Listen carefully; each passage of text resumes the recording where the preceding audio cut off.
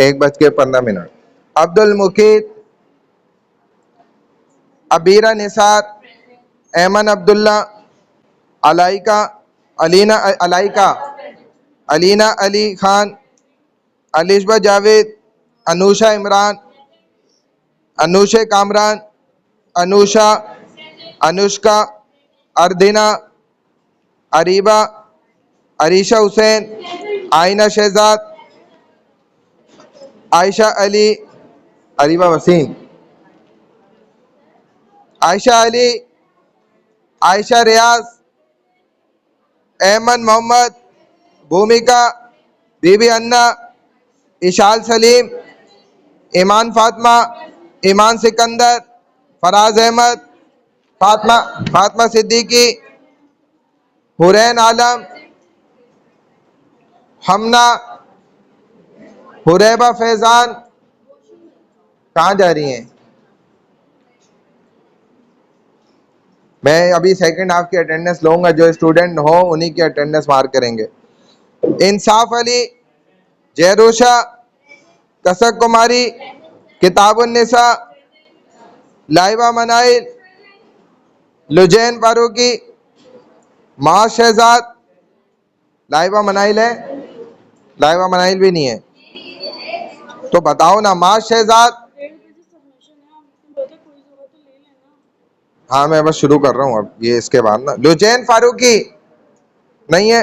माज शहजाद, मनाल, मरियम रहमान, मरियम फहीम, मरियम, मरियम खालिद, मरियम फहीम नहीं है।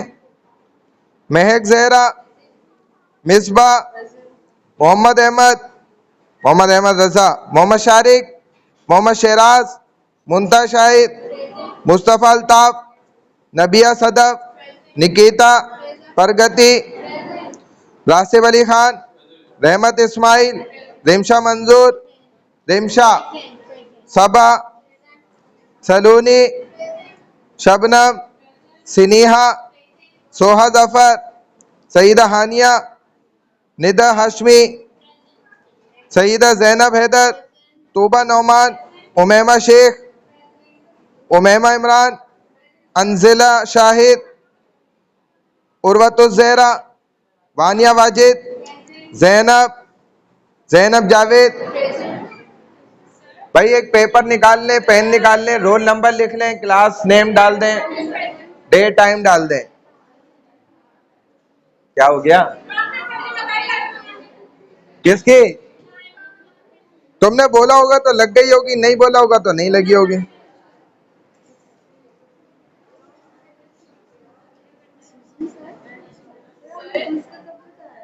लाइबा मनाहिल लगी हुई है। हाँ जी भाई, जल्दी आ जाओ, वो शुरू कर रहे हैं हम। हाँ क्या नाम है? बीबी है ना? अरे बीबी पहले बोल दिया करो नाम पे। बीबी अन्ना क्यों नहीं बोला तुमने? मेरी आवाज आ रही है, आपकी क्यों नहीं आ रही? फिर मुझे कोई माइक नहीं लगा, मेरे कान पे कुछ भी नहीं लगा हुआ।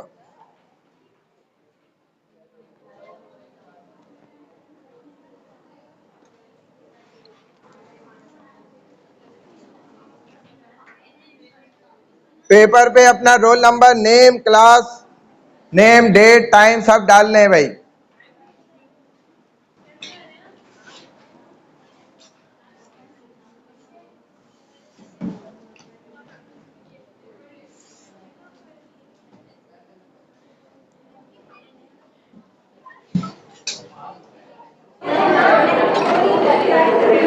अस्सलाम वालेकुम।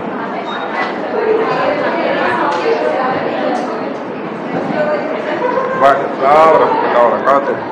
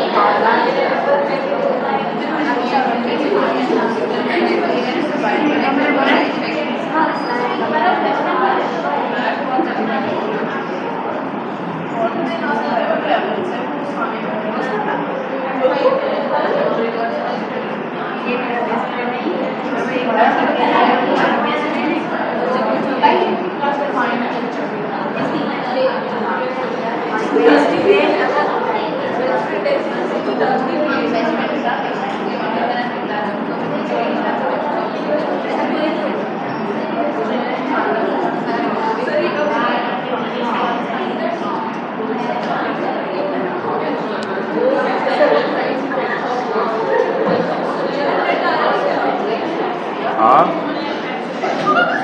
क्या हुआ?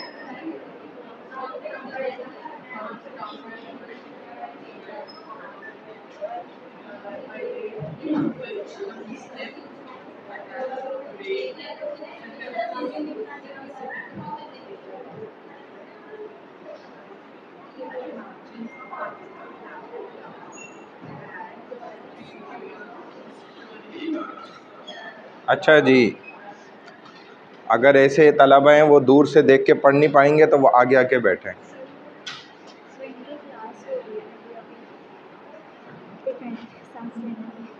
बैठ जाओ आराम से। मेरी ना सबमिशन है अभी 12:30, तो मैं लेट आऊँगी क्लास में, सो इनकी मेरी सबमिशन आ गई। सही, अटेंडेंस बता के जाएं किसी को इधर नाम दे दें, बता दें किसी को नाम, वो आपके नाम पे मुझे बता दे, ठीक है। जिसको नज़र नहीं आता दूर से वो आगे आके बैठ जाए। हम्दुलिल्लाहि वहदा वस्सलातु वस्सलामु अला मन ला नबिय्य बअदा अम्मा बाद फ़अऊज़ु बिल्लाहि मिनश शैतानिर रजीम बिस्मिल्लाहिर रहमानिर रहीम हम्दन कसीरन तय्यबन मुबारकन फ़ी रब्बिश्रह ली सदरी वयस्सिर वयस्सिर ली अमरी वहलुल उक़दतम मिन लिसानी यफ़क़हू क़ौली रब्बी यस्सिर वला तुअस्सिर वतम्मिम बिल खैर वबिका नस्तईन या फ़त्ताहु या फ़त्ताहु या फ़त्ताह।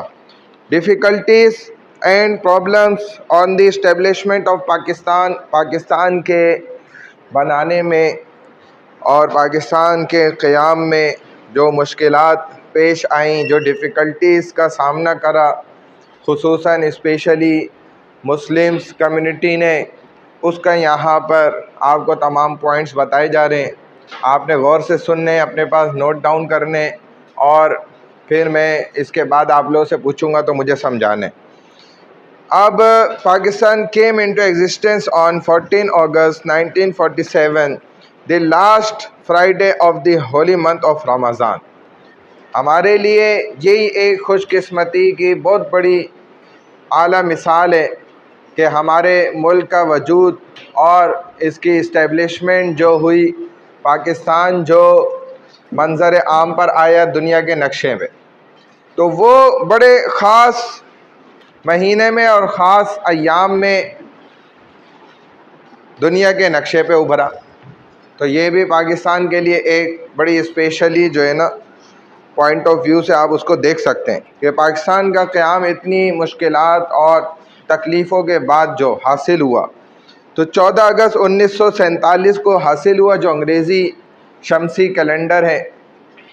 और लेकिन अगर इस्लामी कैलेंडर वाइज देखें तो रमज़ान का महीना है, उसके आखिरी जुम्मा जो स्पेशली मुसलमानों के लिए उसको कहा जाता है कि अलविदाई जुम्मा, जो रमज़ान में एक स्पेशल हमारा इवेंट होता है समझ लो, और जुम्मे के ख़ास आखिरी अलविदाई जुम्मा होता है। तो जुम्मे का ये आखिरी वो रमज़ान का जुम्मा होता है कि जिसमें हम रमज़ान को गोया खुदाबाद कह रहे होते हैं, और उसमें स्पेशली जो है जो लोग माशाल्लाह मुस्लिम हैं वो प्रैक्टिस के बड़े आदी होते हैं, इंटरेस्ट लेते हैं उसमें, तो बड़े शौक़ से ज़ौक़ से इस दिन को जो है ना बड़ी इबादत करते हैं।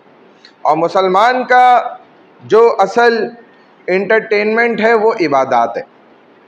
मुसलमान की इंटरटेनमेंट खुदा न खास्ता जो हम जैसे इंटरटेनमेंट हासिल करते हैं वो नहीं होती कि जी सैर सपाटे किए जाएंगे और जी लड़के लड़कियों का मखलूत जो है ना पार्टी होगी, और जी डांस हो रहा होगा, और जी गाने बाजे हो रहे होंगे, ढोल धड़मके हो रहे होंगे, फहाशी गुनाह के काम हो रहे होंगे, अल्लाह उसके रसूल को उल्टा हम एज अ मुस्लिम होकर ये हरकतें कर कर नाराज़ कर रहे होंगे।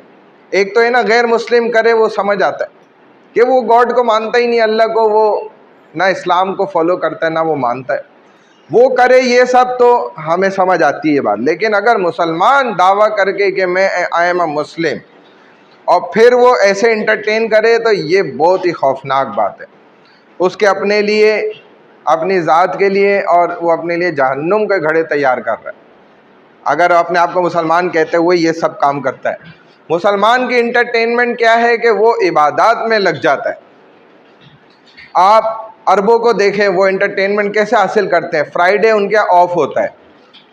आप कभी चले जाएं थर्सडे को, थर्सडे नाइट, जैसे हमारे यहाँ सैटरडे नाइट होती है ना, वो अपनी थर्सडे नाइट के पता कैसे मनाते हैं आपको पता है? पूरी फैमिली चली जाती है हरम में, उम्रा करते हैं, जाकर तवाफ़ करते हैं और फारिग होकर वहीं बैठते हैं, गैदरिंग करते हैं सहन में, रूहानी और बाबरकत माहौल होता है। वहीं से अगर किसी को पिज़्ज़ा खाना होता है वो ख़रीदता है, बर्गर अलबैक खाना होता है वो ख़रीदता है, वहीं पे अपना जो है ना पार्टी करते हैं मस्जिद के अंदर। भाई मैं आप लोगों से बात कर रहा हूँ, अब जो बात करेगा मैं उसको उठा के हटा दूँगा वहाँ से। तो ये अरबों का एंटरटेनमेंट का तरीका है। आप ऐसा कर सकते हैं एंटरटेनमेंट मस्जिद में जाके फैमिली के साथ, क्यों नहीं करते? क्योंकि हम इस्लाम से बेसिकली बहुत दूर हो गए, हमें पता ही नहीं है हमारे नबी हुजूर सल्लल्लाहु अलैहि वसल्लम हज़रत आयशा रज़ी अल्लाह तआला अन्हा के साथ कैसे एंटरटेनमेंट करते थे। हालांकि वो भी घूमते फिरते थे, वो भी बाहर निकलते थे, वो भी जाते थे, सब कुछ करते थे। हमारे बादशाहों ने जो पिछले गुजरे, इबादत गुजार, तहज्जुद गुजार, नेक लोग, उन्होंने ये बच्ची क्या कर रही है, देखें नीचे, देखें, मुझे नहीं देखें, ये नीचे क्या है इसके पास, हाथों में। अच्छा, तो ये ऐसे महलात अपने बनाते थे बादशाह लोग कि बैक साइड उनका जो होता था वो पानी के तरफ खुलता था, समंदर पे या इस तरीके की जगहों पे अपने महल बनाते थे, और दूसरी तरफ रियाया की तरफ खुलता था, आवाम की तरफ। आवाम को भी साथ लेके चलना, अपनी औरतों को घर से नहीं निकालते थे, पीछे से दरवाज़ा खोलते। उनकी एंटरटेनमेंट बादशाहों की बता रहा हूँ, वीआईपी ये होती थी, क्योंकि वो नेक लोग थे, हयादार थे, उनको पता था कि उनकी औरत की आवाज़ भी पर्दा है, बाल भी पर्दा है, नाम भी पर्दा है, सब कुछ पर्दा है। तो पीछे से दरवाज़ा खोलते थे और पानी पे निकल जाते थे, घूमते फिरते थे, मज़े एंजॉय करते थे, पर्दा भी रहता था और एंजॉयमेंट भी हो जाती थी। हमारी तरह की एंजॉयमेंट थोड़ी थी सब लुटा के आ जाओ, अल्लाह माफ़ करे। बच्चा क्या आपके पास? बहरहाल अल्लाह हमें समझ बूझ अता फरमाए। तो बात हम कर रहे थे एक ऐसा दिन जिसको मुसलमान बहुत ज़्यादा तकद्दुस देते हैं, बहुत ज़्यादा उसकी इज्जत करते हैं, ख्याल करते हैं। वो अल्लामा इकबाल कहते हैं ना कि काश के उतर जाए तेरे दिल में मेरी बात, ना उतरे तो तू खुद जिम्मेदार, मैं तो जिम्मेदार नहीं हूँ, हम तो कह ही सकते हैं। तो पाकिस्तान का वजूद जो आया दुनिया के नक्शे पर, वो देखें कितने ख़ास महीने और ख़ास दिन के अंदर अल्लाह ने हमें अता फरमाया, और हम उसके साथ क्या कर रहे हैं ये हम में से हर एक जानता है। तो दर हकीकत एक जमहूरी तस्वुर था जो हमारी एक अजीम फतह थी, और हम चाहते भी ये थे कि कलमे की, कुरान की, हदीस की बुनियाद पर हमारा ये मुल्क हमें हासिल हो, और इस मुल्क की हमने फिर हिफाजत, और इसमें कानून भी अल्लाह रसूल का नाफिज इम्प्लीमेंट करना है। अल्लाह रसूल के हुक्मों के मुताबिक हम इस मुल्क के अंदर ज़िंदगी गुजारेंगे। लेकिन किधर है? अब हिंदुस्तान के मुसलमानों को एक मिसाली कोशिशें और जद्दोजहद करने की, बहुत अंतहक जिहाद करने की ज़रूरत थी। लिहाजा मुसलमान इनमें से हर चीज़ के लिए तैयार थे। और उस वक्त जो है कांग्रेस ने जो ये जमात बन गई थी, जिसमें ज़्यादातर देखा जाए तो हिंदुओं की आमरीत थी, हिंदुओं के पास जो है ना वो पावर्स हासिल हो गई थी उनको। ये जमात चूँकि मेजॉरिटी वाइज उस सूबाई अंदाज में हासिल हो गई थी उनको, उधर उनके पास सीटें थी, तो अब तो मुसलमानों को और ज़्यादा जो है बर्दाश्त करना था। और वो पाकिस्तान के बनने के अंदर जो है ना बहुत ज़्यादा नुकसान पहुंचाने वाले लोग थे कि किसी भी तरह से ये पाकिस्तान सेपरेशन, एक डिवाइडेड कंट्री जो है ना, नेशन नहीं बननी चाहिए। हिंदुस्तानी लीडरों ने इसके लिए बड़ी कोशिशें की हैं। बहरहाल अब आगे थोड़ा सा पढ़ लो, ये जो लास्ट इसका पैराग्राफ है ना, यहाँ से दे टुक मेजर्स, यहाँ से आप शुरू कर लें, चलें, दे टुक मेजर्स, हाँ यहाँ से।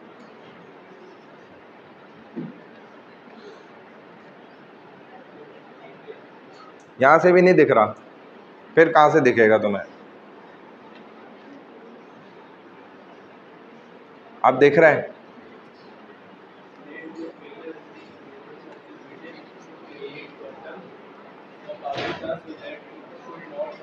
as an independent and sovereign state, the Indian government adopted every possible means to strangle Pakistan's economy. Due to the steps, Pakistan had to face the following difficulties. बरसगीर पर अपना तसल्लुत, अपना हुक्मरानी जमाए रखने के लिए कांग्रेस के रहनुमाओं ने पाकिस्तान के बनने में बहुत ज़्यादा नुकसान उन्होंने पैदा किया और उसके लिए उन्होंने ऐसे स्टेप्स उठाए, ऐसे इक़दाम किए कि एक आज़ाद और ख़ुद मुख्तार रियासत के तौर पर ये सेपरेशन कायम ना रह सके, ना हो सके। भारतीय हुकूमत ने पाकिस्तान की मईशत का गला घोटने की भी कोशिश की जब पाकिस्तान डिवाइड भी हो गया, यानी कि एक बरसगीर जो है वो वहाँ पे टू सेपरेट नेशन का जो एक नारा लगा था वो मुकम्मल होता हुआ नज़र आने लगा। पाकिस्तान बनने के करीब था, सरहदें तय हुई, तो तब भी स्टार्टिंग में भी उन्होंने कोशिश की कि ये मुल्क आगे ना बढ़ सके और हर एतबार से इसकी मईशत को यहीं पर ख़त्म कर दिया जाए। हर तरीका उन्होंने इख्तियार किया। आ जाए। इन कोशिशों की वजह से पाकिस्तान को बहुत सी मुश्किलात का सामना था। उनमें कौन कौन सी मुश्किलात थी? सबसे पहले जियोग्राफिकल प्रॉब्लम्स थी। ये क्या थी? सेकंड आप पढ़ लो। जियोग्राफिकल प्रॉब्लम्स, चलें। उसके बाद कौन बैठा हुआ है लड़के के बाद? आप है ना, पढ़ें। तो आप भी वहीं बैठ जाते हैं ना उनके साथ। आप भी अली, अली नाम है ना, क्या नाम है? यहाँ आ जाओ, आ जाएं। आप तीनों उठ जाएं यहाँ से, इधर आ जाएं। आप भी जाओ वहाँ बैठ जाओ उनके साथ। भाई साहब आप इनको यहाँ जगह दे दो, इधर आ जाओ लड़कियाँ। आप खुद थोड़ा सा अरेंजमेंट करके बैठ जाए करो ताकि सब सुकून से बैठ जाएं। सही है? क्या हुआ? हाँ, कुछ भी नहीं है यहाँ पे।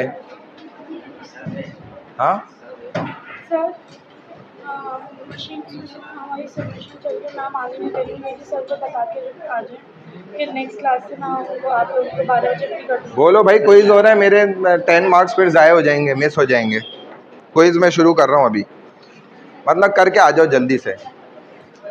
सर कैसे आ जाए? 2 बजे लेंगे सबमिशन वो। तो बोलो मैं 2 बजे आ जाऊँगी, अभी क्लास लेने दें मुझे। तो काम करवा रही है ना मशीन। ऐसा थोड़ी होगा, बोलो ये तो हमारी भाई रूटीन क्लास है, हमारा क्विज निकल जाएगा 10 नंबर। सर कल होती थी क्लास और ईडीपी वालों ने शिफ्ट कर दिया आज। बस तो आप उनको बोले भाई मैं अब दोनों काम करूँगी, मैं अपना क्विज भी नहीं मिस करूँगी। आप आ जाएं, आधे घंटे बाद आ जाएं, मैं आधा घंटा रिलैक्स दे देता हूँ, उसके बाद मैं क्विज स्टार्ट करूँगा। अच्छा भाई, जियोग्राफिकल प्रॉब्लम्स। ज्योग्राफी आप जानते, जो सरहदों का तयन होता है, जो हमारा कवर्ड एरिया होता है कंट्री वाइज, हर एतबार से वो कुछ पर किलोमीटर पर डिवाइड होता है, उसके हिसाब से ही मुल्क की तमाम हुदूद का तयन होता है। तो जोग्राफियाई मसाइल, पाकिस्तान अपनी आज़ादी के वक्त एक देखा जाए बिल्कुल अलग थलग मुनफरिद कंट्री था और ये 2 परों पर मुश्तमिल था। There are 2 feathers divided into 2 feathers, जैसे जस्ट लाइक अ बर्ड, 2 उसके आप देखते हैं ना पर है। तो पाकिस्तान भी 2 हिस्सों पर था, एक हिस्सा इस तरफ है, एक उस तरफ है। बड़ा हिस्सा आप जानते हैं बाद में वो बांग्लादेश की सूरत में जो है अलग भी हो गया। तो जो 1000 मील के फासले पर वाक़ था, और जब आप मील का हिसाब लगाते हैं तो मील ज़्यादा बड़ा होता है, किलोमीटर छोटा होता है। ये लड़की क्या कर रही है फर्स्ट रो वाली, आप क्या कर रही हैं? अच्छा, और इन दोनों फीदर्स के दरमियान हिंदुस्तानी इलाके मौजूद थे, एक मशरिक में हमारा हिस्सा, एक मगरिब में पाकिस्तान। ये 2 हिस्सों पर है जोग्राफियाई महल वक़ू के अतबार से, और दरमियान में जो हिंदुस्तान की जगह मौजूद है। और देखा जाए तो मुल्क पर मुअस्सर और हमवार तरीके से हुकूमत करना ये बड़ा मुश्किल काम कि भाई उधर भी गवर्नमेंटल सिस्टम को इम्प्लीमेंट कर लिया जाए और उस सिस्टम को रन करा जाए, यहाँ भी सेम टाइम में दोनों तरफ। तो ये क्या था, मुसलमानों के लिए एक मुश्किल काम था।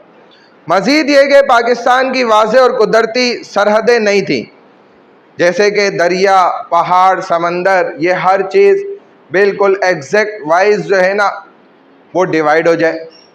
पहाड़ का कुछ आधा हिस्सा उधर जा रहा है सरहद के, आधा हिस्सा इस तरफ है, समंदर दरिया का कुछ आधा हिस्सा उस तरफ डिवाइड हो गया, बाकी इधर है।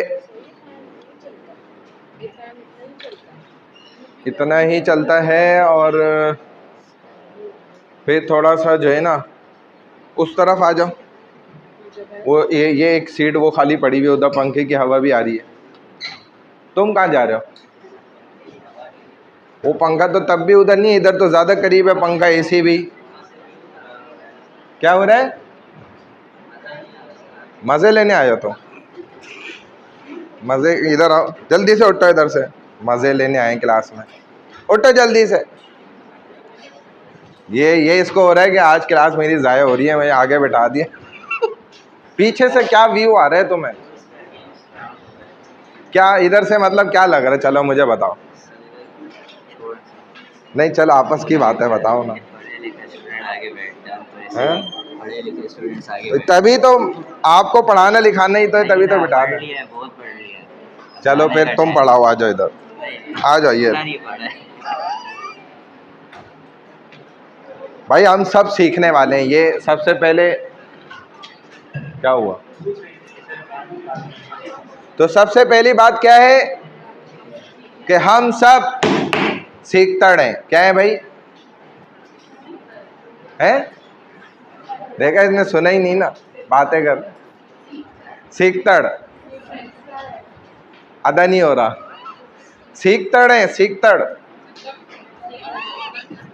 मतलब बहुत ज़्यादा सीखने वाले। एक तो होता है ना बस नॉर्मली सीखने वाला, एक होता है बहुत ज़्यादा सीखने वाला ना। तो हम बहुत ज़्यादा सीखने वाले, यानी कि सीखने को तलब करने वाले लोग हैं, गहराई से सीखने वाले। मैं भी, आप सब भी। जैसे हमारे एक दोस्त है, उनके वालिद साहब ना यहीं लांडी मलीर एयर बेस में ना वो फ़ौजियों के इमाम थे मस्जिद में। तो उन्होंने कोई वहाँ पे बड़ा इजलास हो रहा था, उन्होंने इनको कहा भाई कोई बड़े आलिम को बुलाना है इजलास में ना, बयान करें, तो आप किसी बड़े आलिम का नाम बताएं ना। तो उन्होंने किसी बड़े आलिम का नाम बताया, वो वाकई पाकिस्तान के बड़े आलिम थे। इन्होंने उनको बुलवा लिया, उनकी शिरकत हुई, वो बैठे हुए थे। तो जो इधर का सबसे बड़ा था ना फ़ौज का, वो उनके साथ बैठा था। उसने कहा कि हमें बड़ी खुशी हुई आप माशाल्लाह इधर आए, और जो है ना हमें पता चला आप बड़े आलिम हैं। तो उन्होंने कहा नहीं, मैं तो कोई आलिम वालिम नहीं हूँ, मैं तो तालिब इल्म हूँ, सीखने वाला स्टूडेंट हूँ। तो ये सब हो गया, बयान भी उन्होंने बड़ा इल्मी शानदार किया, बात ख़त्म हो गई रात। अब उन्होंने इनको बुला लिया, भाई वो हमने तो आपको कहा था बड़े आलिम को बुलाने, आपने स्टूडेंट तालिब इल्म को बुला लिया। वो तो खुद कह रहे कि मैं तो तालिब इल्म हूँ, सीखने वाला हूँ। तो इन्होंने उनको समझाया, भाई बात ये है कि ये दीन का इल्म ऐसा होता है कि वो खुद कहते कि भाई हम मरते दम तक सीखते, हम कभी उस्ताद नहीं बनते, हम क्योंकि तालिब इल्म सीखने। ये उनकी यानी कि एक इल्म की रेस्पेक्ट होती है कि भाई कोई भी दुनिया में सीखा सिखाया नहीं है। कोई ये कहे ना मैं चैम्पियन हूँ, मुझे सब पता है, तो यही उसकी जहालत के लिए बात काफ़ी है। रसूलुल्लाह सल्लल्लाहु अलैहि वसल्लम फरमाते हैं, इसीलिए अक्सर आप क्या फरमा देते थे कि वल्लाहु आलमु बिस्सवाब, भाई अल्लाह ही बेहतर जानता है इस बात के बारे में, तो मुझे तो नहीं पता। जब आपसे पूछा कि अलिफ लाम मीम का मतलब, तो आपने फरमाया अल्लाह जानता है। तो बहरहाल इस पर उन्होंने कमेटी बना दी बाकायदा, उसने इन्वेस्टिगेशन करी, और आखिर में उन्होंने आके कहा कि जी वो वाकई बड़े आलिम हैं, लेकिन बस खुद अपने आप को वो कहते हैं हम स्टूडेंट हैं। तो सब सीखने वाले, कोई भी इधर सीखा सिखाया नहीं, मैं भी सीखने वाला। चले भाई, जियोग्राफिकल प्रॉब्लम्स, सरहदी मसाइल जो पाकिस्तान को दरपेश आए वो हम यहाँ पर डिस्कस कर रहे हैं। अब नेक्स्ट आ जाएं, ईस्ट पाकिस्तान, फिर उसके बाद West Pakistan, two part of Pakistan जो डिवाइडेड थे, मशरकी पाकिस्तान और मगरबी पाकिस्तान, दोनों के हिस्सों पर तकसीम थे। नेक्स्ट पढ़ लो भाई, ईस्ट पाकिस्तान पढ़ लो। किसका? आपका नंबर है ना?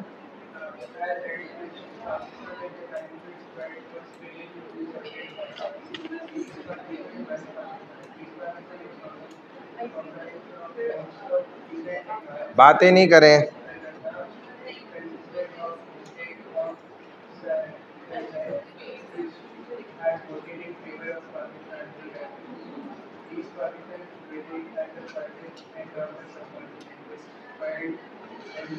देखें, ईस्ट पाकिस्तान मशरकी पाकिस्तान का हिस्सा कहलाता है, क्योंकि उस वक्त भी मशरक़ी पाकिस्तान के जो इलाके थे इन्होंने वोट दिया था पाकिस्तान के साथ मर्ज होने के हक़ में। इसी बुनियाद पर यह भी पाकिस्तान का ही खित्ता और हिस्सा बना, इसको पाकिस्तान के साथ ही ज्वाइन किया गया। अगर वो इंडिया हिंदुस्तान के साथ अगर अपना जुड़ने का वोट दे देते तो जाहिर है वो उधर के एतबार से जुड़ जाते, चूँकि मेजॉरिटी मुस्लिम्स की थी, लिहाजा उन्होंने भी पाकिस्तान का हिस्सा बनना पसंद किया। तो पाकिस्तान जब वजूद में आया उस वक्त इसके दो टुकड़े थे और दोनों ही टुकड़े उनके अपने, देखा जाए मेजॉरिटी वाइज उन्होंने वोट दिया था पाकिस्तान के साथ जुड़ने के लिए। अब मशरिक़ पाकिस्तान में जो हिस्सा था वो कलकत्ता आता है, बंगाल आता है, बांग्लादेश जो है बेशतर हिस्सों पर वो मुश्तमिल था, जो ज़िला सुलहट उस वक्त कहलाता था। और जिसने पाकिस्तान के हक़ में वोट दिया जोग्राफियाई तौर पर वो मशरिक़ पाकिस्तान बरसग़ीर का सबसे दूर वाक़े वाला हिस्सा था। तो जोग्राफियाई एतबार से जब वो दूर था तो अब ज़हनी एतबार से भी इत्मीनान बख्श वहाँ के तमाम निज़ामी उमूर एडमिनिस्ट्रेशन को संभालना यह मुश्किल काम था। और दूसरा देखा जाए तो सिर्फ 8 बड़े शहर थे, कराची, लाहौर, रावलपिंडी, हैदराबाद, ढाका, मुल्तान, सियालकोट और पेशावर, जिनकी कुल आबादी उस वक्त के एतबार से 10,000 से ज़्यादा ही थी। और जब पाकिस्तान एक खुद मुख्तार रियासत के तौर पे उभरा तो एक अमीर मुल्क नहीं था ये उस वक्त। हमारे अकाउंट कोई सोने चांदियों से भरे हुए नहीं थे, बल्कि ज़राअत हमारी सबसे बड़ी सनतकारी का ज़रिया था, जो हमारी तरक्की के लिए एक ज़बरदस्त दौलत थी हमारे मुल्क के बाशिंदों के पास, और काफ़ी पैदावार करता था उस वक्त। इस एतबार से मशरिक़ पाकिस्तान ने 1947 में दुनिया की 70% पैदावार की थी, यानी कि 30% सिर्फ दुनिया के और दीगर ममालिक ने की होगी, लेकिन 70% कौन कर रहा था? पाकिस्तान। ये ज़राअत हमारी ऐसी ज़बरदस्त जानदार, और जूट बरामद किया जाता था जिसने कई सालों तक पाकिस्तान की ज़र मुबादला कमाने का बड़ा हिस्सा पैदा किया। और ये जूट जो थी ना, ये तमाम जूट मिलें ये भारत में उस वक्त मौजूद थी, और पाकिस्तान को जूट भारत को महंगे दामों फ़रोख्त करता था। लेकिन बहरहाल जो ये मतलब ज़राअत के अंदर मुख्तलिफ़ कपास होती है, इसी तरह आपका जो है वो गंदम होता है, जितनी भी ये पिस कर जो है ना उससे चीज़ें बनती हैं दानों से, तो उन्हीं को जूट कहा जाता है। अब आगे चलें, ईस्ट पाकिस्तान के बाद क्या है? वेस्ट पाकिस्तान। नेक्स्ट किसका नंबर है? आ जाए भाई। हाँ जी, मगरिबी पाकिस्तान, जो मगरिबी हिस्सा था। हाँ,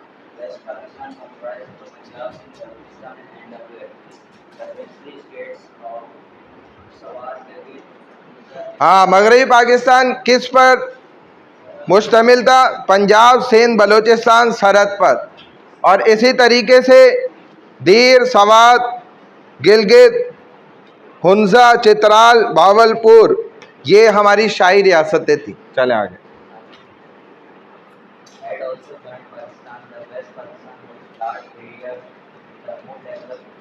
हाँ, ये तमाम रियासतें किस में मर्ज हो गई थी, जुड़ गई थी?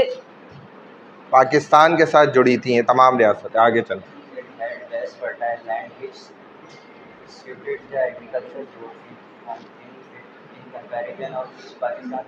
साथ साथ समझते भी रहो ना, शुमाली पाकिस्तान के मुकाबले में मगरिबी पाकिस्तान की जो रियासतें थी ना, तो ये मुआशी एतबार से ज़्यादा तरक्की याफ्ता थी as compare to East Pakistan. नहीं समझ आ रही बात? तो बच्चों वाली बात है। ईस्ट पाकिस्तान से ज़्यादा तरक्की याफ्ता जो हिस्सा था वो कौन सा था दोनों में से? वेस्ट पाकिस्तान था। चलो आगे। उसकी वजह क्या थी? क्योंकि इनके पास एक ज़रखेज़ ज़मीन मौजूद थी इस जगह पे, जो इस बात की असल वजह थी। ज़ाहिर है जहाँ ज़मीन अच्छी होगी तो वहाँ से पैदावार भी अच्छी होगी ऑटोमेटिक। हाँ,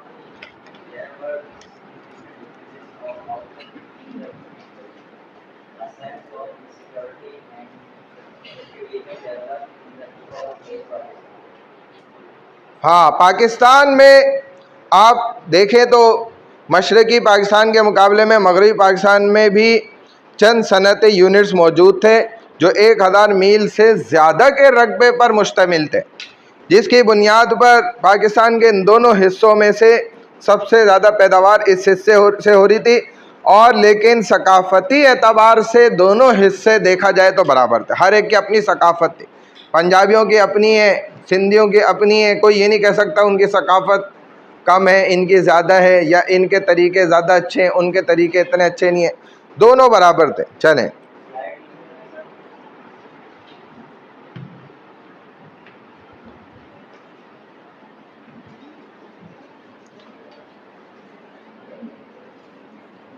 चलें।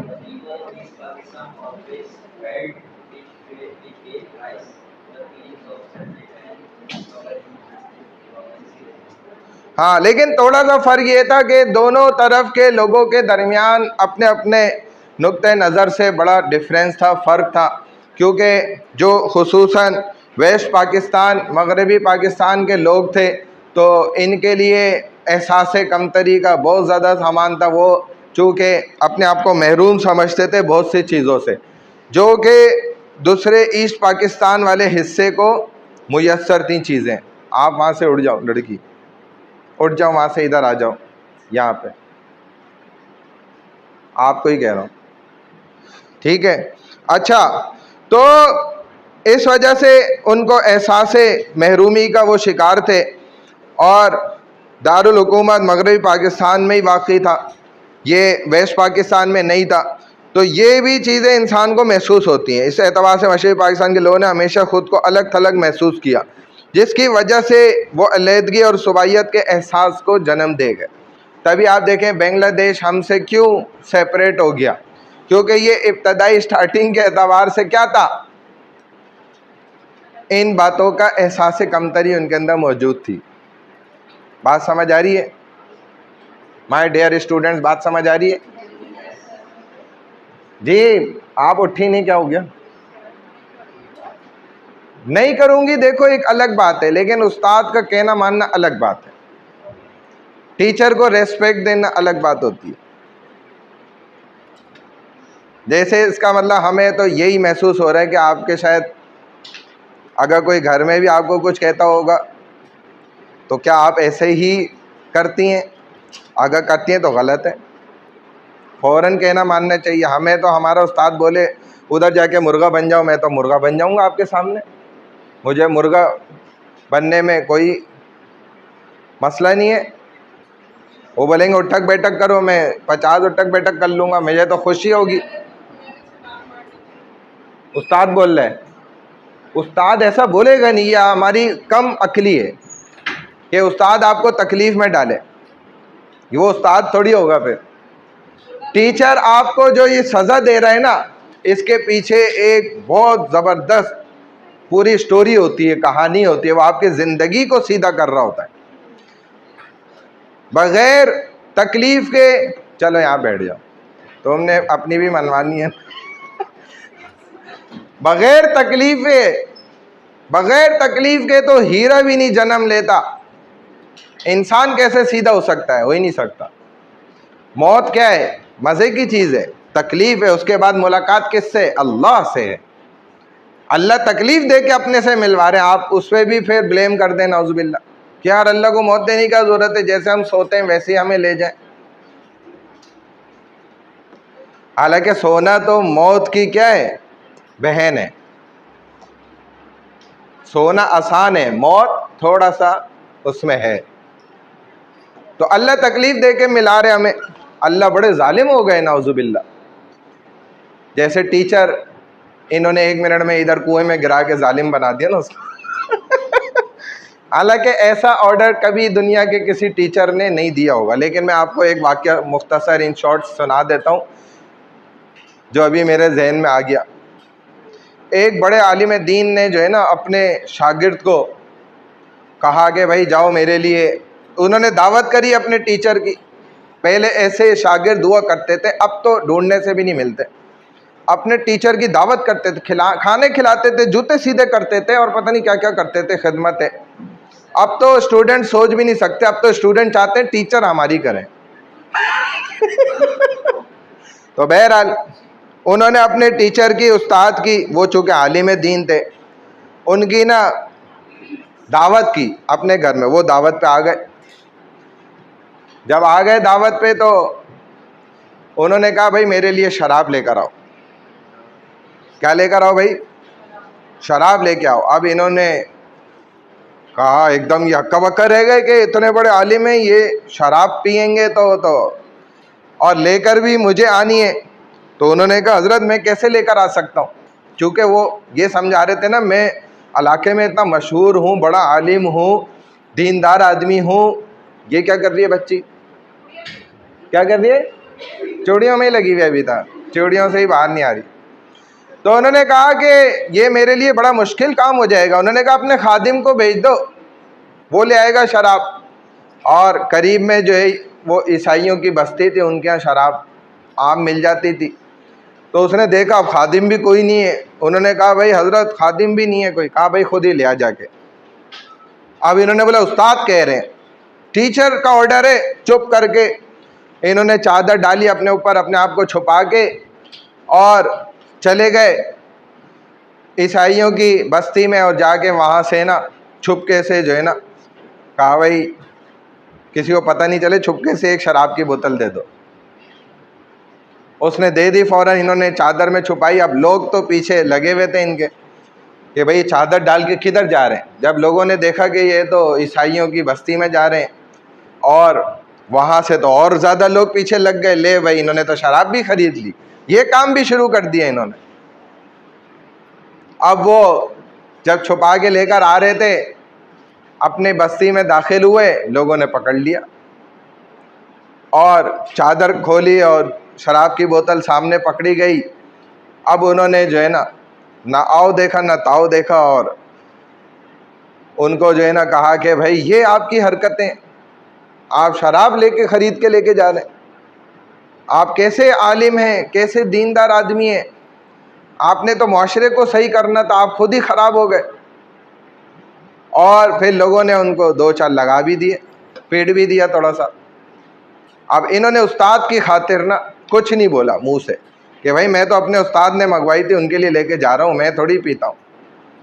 और मार खाली चुप रहे कि मेरा उस्ताद है, इसने कुछ मेरे लिए बेहतरी सोची होगी, इस काम में भी कोई बात होगी, मेरे दिमाग में नहीं आ रही कोई बात नहीं, लेकिन इसमें बेहतरी होगी कोई ना कोई। हालांकि इज़्ज़त कुएं में छलांग मारने से ज़्यादा बड़ी चीज़ है, अगर आपको समझ आए तो। कुएं में छलांग मारना कम है, लेकिन इज़्ज़त का, तभी तो यूसुफ अलैहिस्सलाम कुएं में फेंक दिए गए थे ना।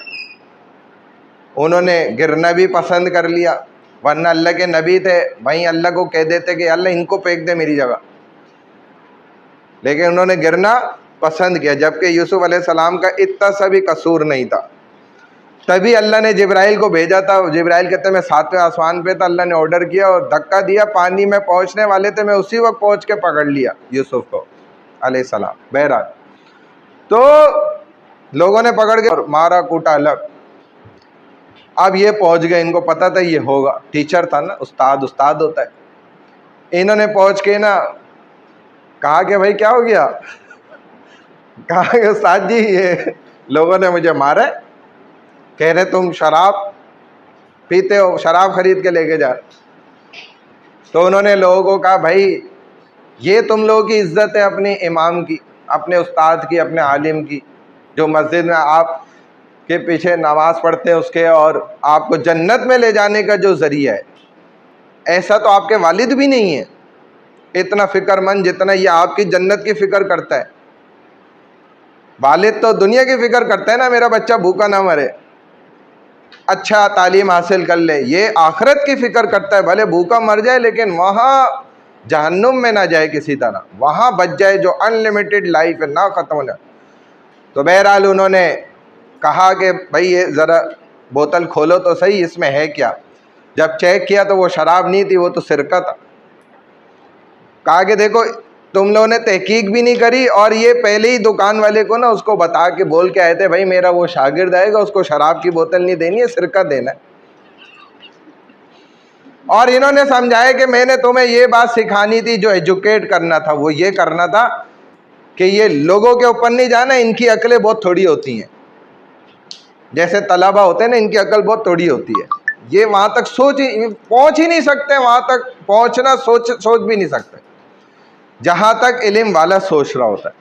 तो उन्होंने कहा मैंने यही एजुकेट करना था आपको कि ये लोगों की दी हुई इज्जत पे आप इन्हिसार नहीं कर लेना, ये 1 सेकंड में इज्जत उतार देते हैं, इनको 1 सेकंड लगता है। देखो इन्होंने ना आओ देखा ना ताओ देखा, और आपको 2 सेकंड में अपनी नज़रों से गिरा दिया।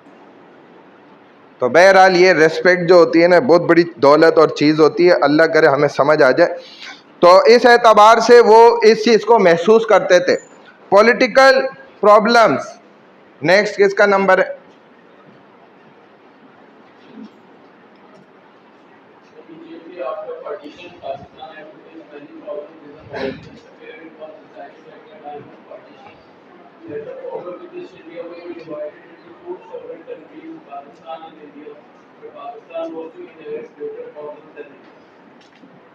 सियासी मसाइल तकसीम के फ़ौरन बाद पेश आना शुरू हो गए, खड़े हुए थे बिल्कुल, सियासी मसाइल तो होने ही थे, और सियासी मैदान में बहुत से मसाइल का खुसूसन मुसलमानों को सामना करना पड़ा।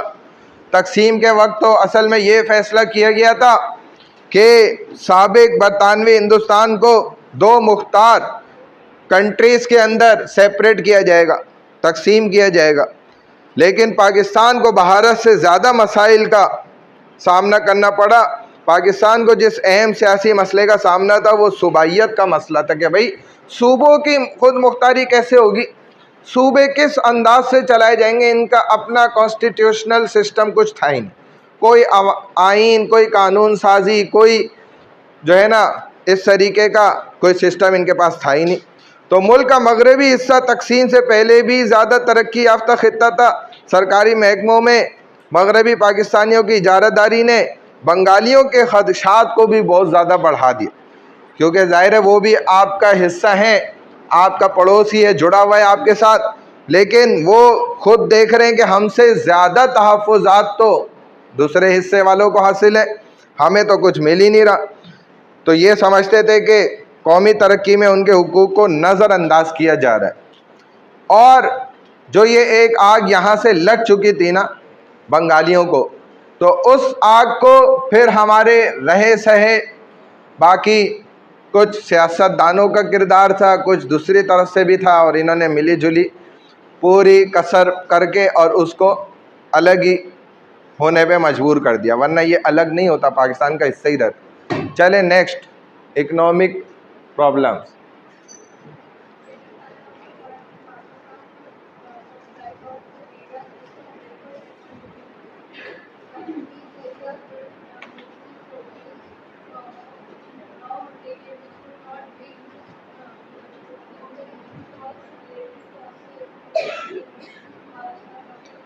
इकोनॉमिकल प्रॉब्लम्स क्या थे पाकिस्तान को? इक्तसादी मसाइल ये थे कि अब जब ये तकसीम हुई तो तकसीम के वक्त पाकिस्तान उन इलाकों पर मुश्तमिल था, सेपरेशन के बाद जो इनको इलाका मिला, जो इनके पास यूँ समझ लें कि कवर्ड एरिया आया, वो था जो पसमानदा इलाके थे, और ये इलाके ज़्यादातर ख़ाम माल ही के प्रोड्यूसर थे, उसको ही तैयार करते थे।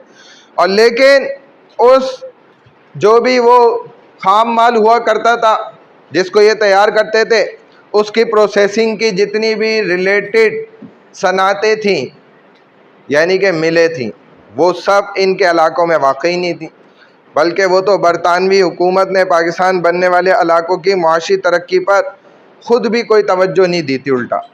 तो जब वो उनसे मिले ही अलग इलाकों के अंदर रह गई, और जहाँ से वो खाम माल तैयार होता था वो इनके पास है। तो अब वो अपने इस काम को कैसे मुकम्मल कर सकते थे, किस तरीके से अपने खाम माल को आगे बढ़ा के तैयार करके और उससे अपनी सनत को मजबूत करते। अब ये डिवीज़न में तो ये सब होता ही है। जब भी दो नेशन, दो कौमें आपस में अलग होती हैं तो ये गड़बड़ और ये तो इस तरह के नुकसानात तो होते ही हैं।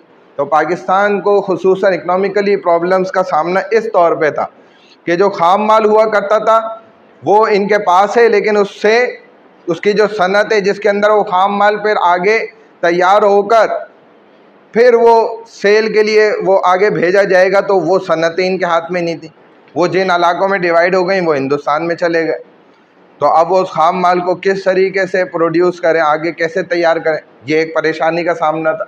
सोशल प्रॉब्लम्स, कौन है जी आगे?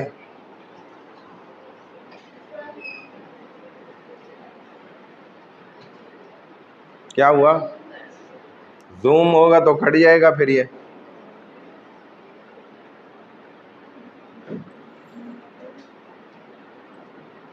अरे भाई ये क्या आ गया? दिख रहा है? चलें, ये बंद हो गया ना? आप पढ़ती रहे, मैं सुन रहा हूँ। आ जा।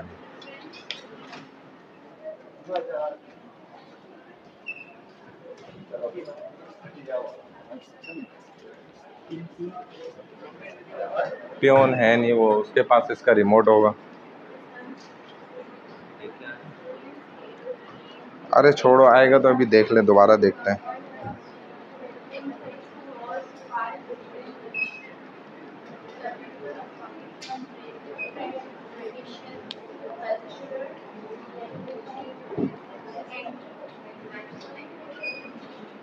पाकिस्तान जो है ना, डिवीज़न के टाइम पर जो इसको इस्टेब्लिशमेंट इन पाकिस्तान में जो फ्यू प्रॉब्लम्स थी उनमें एक मसला सोशल प्रॉब्लम भी था।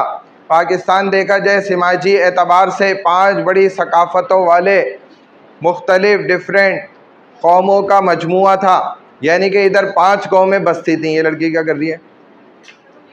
अच्छा, यानी कि अलग अलग सकाफ़तों वाले लोग, कौमें यहाँ रह रही थी। पाकिस्तान के लोग मुख्तलिफ रिवायात, सकाफ़त, ज़बानें और तर्ज़ ज़िंदगी उनके बिल्कुल डिफरेंट है, अलग। कोई जो है सिंधी स्टाइल है, तो कोई पंजाबी है, तो बलोची है, तो फ़लाना है। तो अब ये एक देखा जाए तो नौ आबादियाती हुकूमत ने लोगों को हुकूमती सरगर्मियों में हिस्सा लेने की इजाज़त नहीं दी, और जिसने कौमी यकजहती के अमल को बुरी तरह नाकाम बना दिया। ख़ास तौर पर बंगाली, जिनके मुतालिक जो है ना बहुत ज़्यादा उनको यूँ समझ लें कि बड़े स्टेटमेंट भी कोट किए गए, और कोई कहता था जी ये छोटे कद के इंसान और ये क्या काम कर पाएंगे और ये क्या आगे बढ़ पाएंगे, और जी इनकी ज़बान देखें, इनके रंग देखें, तो फलाना देखें। अभी देखो उन्होंने क्या क्या कर लिया माशाल्लाह। हमसे ज़्यादा जो है उनका रुपये की हैसियत और कदर बढ़ी हुई है। यहाँ से बंदा जो है ना वो 1000 रुपये भेजता है तो उधर जाके 300 बन जाते हैं। वो 300 भेजते हैं तो इधर आके 1000, 1100, 1200 बन जाते हैं। रुपए की कदर है हमसे ज़्यादा है, डबल से ऊपर है। तो कैसे हो गई? वो छोटे छोटे कद वालों ने ये कैसे कर लिया? मेहनत होती है। असल रंग, नस्ल, रूप यही तो हुजूर अलैहिस्सलाम ख़त्म करके गए थे। आपने फिर वही लिसानियत शुरू कर ली, मुतासिब हो गए, तासुब ज़्यादा बन गए। तू पंजाबी थे, मैं सिंधी थे, फलाना ये थे, वो बलोची थे, ये उर्दू स्पीकिंग, तुम फलाने, तुम ढिमकाने। अरे भाई इससे थोड़ी कुछ होता है। तुम काले, मैं गोरा, और काला अगर आप गोरे से ज़्यादा खूबसूरत है तो तब भी नहीं जी तुम काले हो। भाई तो आपसे ज़्यादा खूबसूरत नज़र आ रहा है, उसका काला रंग तो देखो गौर से। और किसी को तो सफ़ेद पसंद ही नहीं आता, बुरा लगता है। मैं आपको सच बता रहा हूँ, दुनिया में ऐसे ऐसे लोग हैं माशाल्लाह, काले रंग को पसंद करते, सफ़ेदी को कोई नहीं पसंद। हालांकि हमारे यहाँ लिबास में सफ़ेदी पसंद है, हुजूर अलैहिस्सलातु वस्सलाम की सुन्नत है। अच्छा चले आगे, सोशल प्रॉब्लम्स हो गए। फॉर्मेशन ऑफ अ गवर्नमेंट किसका नंबर है?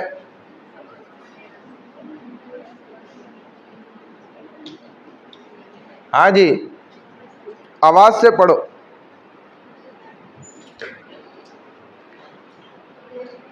The immediate task before the nation after independence was to set up workable administrative and government machinery to run the affairs of the newly born state.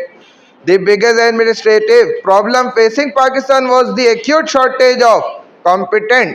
आगे कोई पढ़ो भाई, ऐसे पढ़ो थोड़ा आवाज से, कड़कदार, सबको आवाज आए, समझ आए, एक एक लफ्ज वाजे हो, क्लियर। आप लोग की तो इंग्लिश मुझसे अच्छी होगी, मेरी तो इंग्लिश बेकार है, मैं तो मान रहा हूं।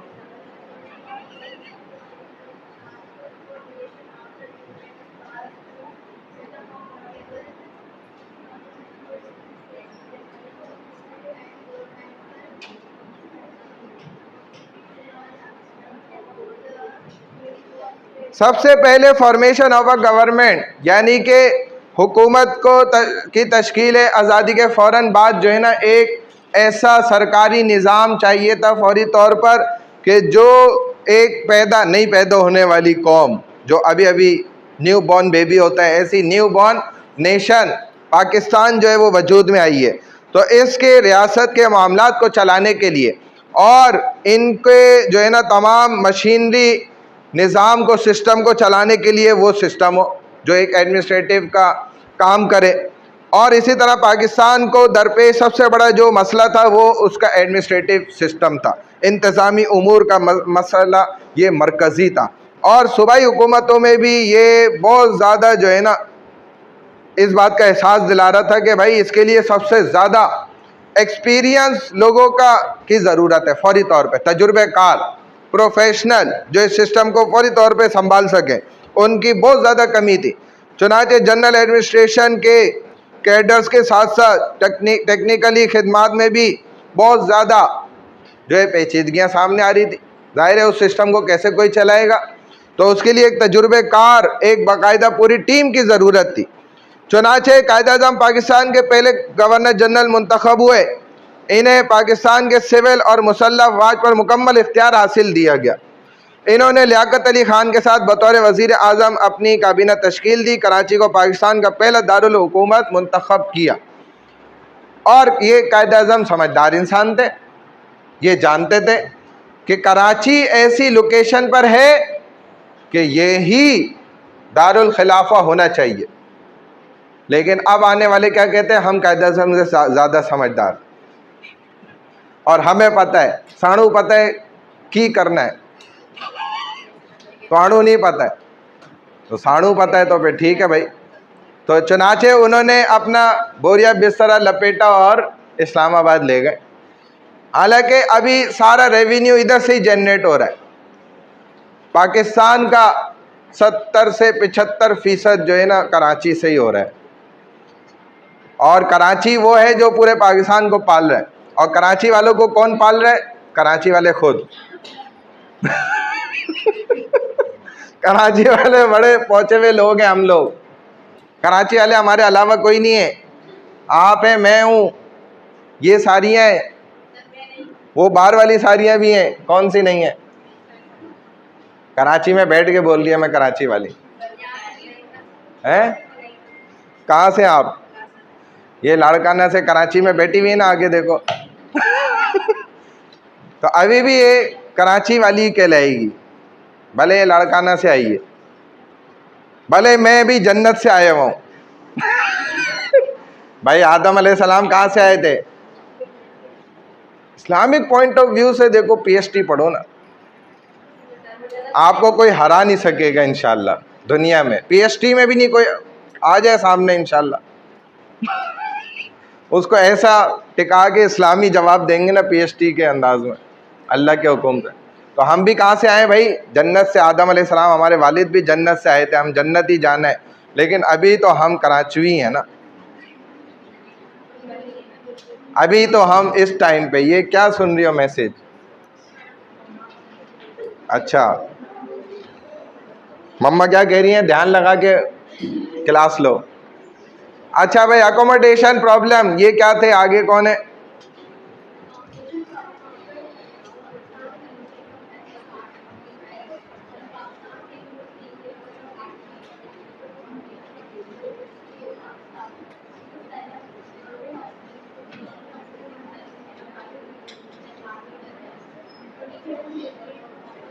भाई जब पाकिस्तान वजूद में आए ना, अब रिहाइश का सबसे बड़ा मसला था। चुनाचे रहने के लिए मसाइल थे तो दफातर के मसाइल तो और ज़्यादा बड़े थे। चुनाचे बस जो फौजियों की बैरकें होती थी उन्हीं के अंदर ये प्राइवेटाइज दफातर भी, सरकारी गवर्नमेंटल ऑफिसेज भी वहीं होते थे। बस वह फौजी अपना काम कर रहे हैं, ये उधर बैठ के अपना टेबल लगा लिए और एक आध कुर्सी लगा ली, धूप में ही, कोई साया नहीं है, और जी ना कोई पानी का इंतज़ाम है, ना कोई खाने का इंतज़ाम है, रोटी कहीं से आ गई तो आ गई, खा ली तो खा ली, वरना ये सब कोई बड़े मसाइल थे ये। और फर्नीचर, स्टेशनरी कुछ नहीं मौजूद था। हालात ऐसे इंतज़ामी एतबार से अभी अभी शुरू हुए, जैसे एक पौधा भी लगता है, और इंतहाई मुश्किल वक्त था। उस वक्त भी पाकिस्तानी कौम ने आज की तरह का कशकोल नहीं उठा के खड़े हो गए कि जी हमें अमेरिकन एड चाहिए, जी हमें IMF से कर्जा चाहिए, अभी अभी हम पैदा हुए हैं, पाकिस्तान नया मुल्क बना है, कुछ जी हमारे बड़े मसाइल हैं, हमें ये हमारा कशकोल रहा जी, इसके अंदर हमें आप लाखों डॉलर डाल दें जी, ताकि हम एक पाकिस्तान तैयार कर। उस वक्त नहीं हमने भीख मांगी अल्हम्दुलिल्लाह। और लेकिन आज सब होने के बावजूद देखो, डिजिटल भिखारी बना हुआ है कोई कोई प्रोफेशनल भिखारी है, ऐसे मांगता है पता भी नहीं चलता ये मांग रहा है, उल्टा लगता है कि हम इससे मांग रहे हैं।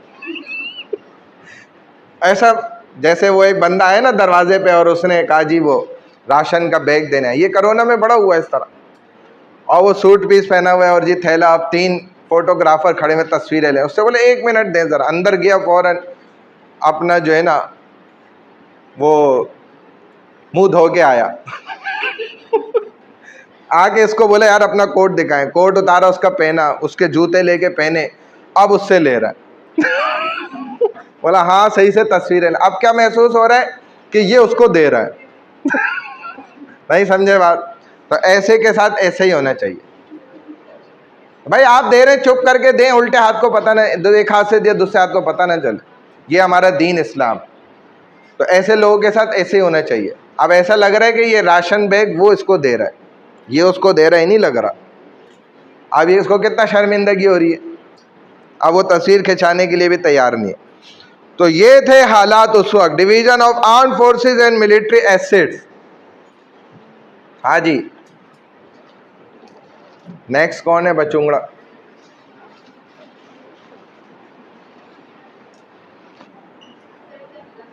हाँ, ये सेमेस्टर के बाद ठीक हो जाएगा। चलें आप आगे, नेक्स्ट लड़की।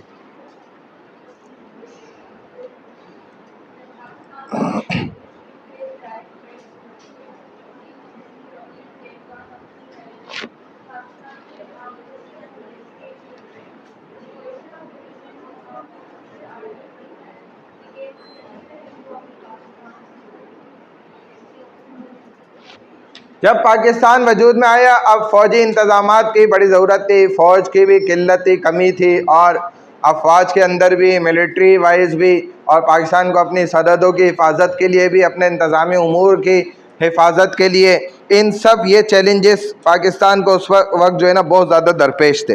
चुनाचे अब उसके एतबार से मुख्तलिफ एहलकारों की फौरी तकसीम का मुतालबा, दूसरी तरफ बरतानवी CNC फील्ड मार्शल अचनलेग मुसल्लह फ़ौज के इत्तेहाद को बरकरार रखने के हक़ में थे और फ़ौज के असासों की तकसीम के मुखालिफ थे।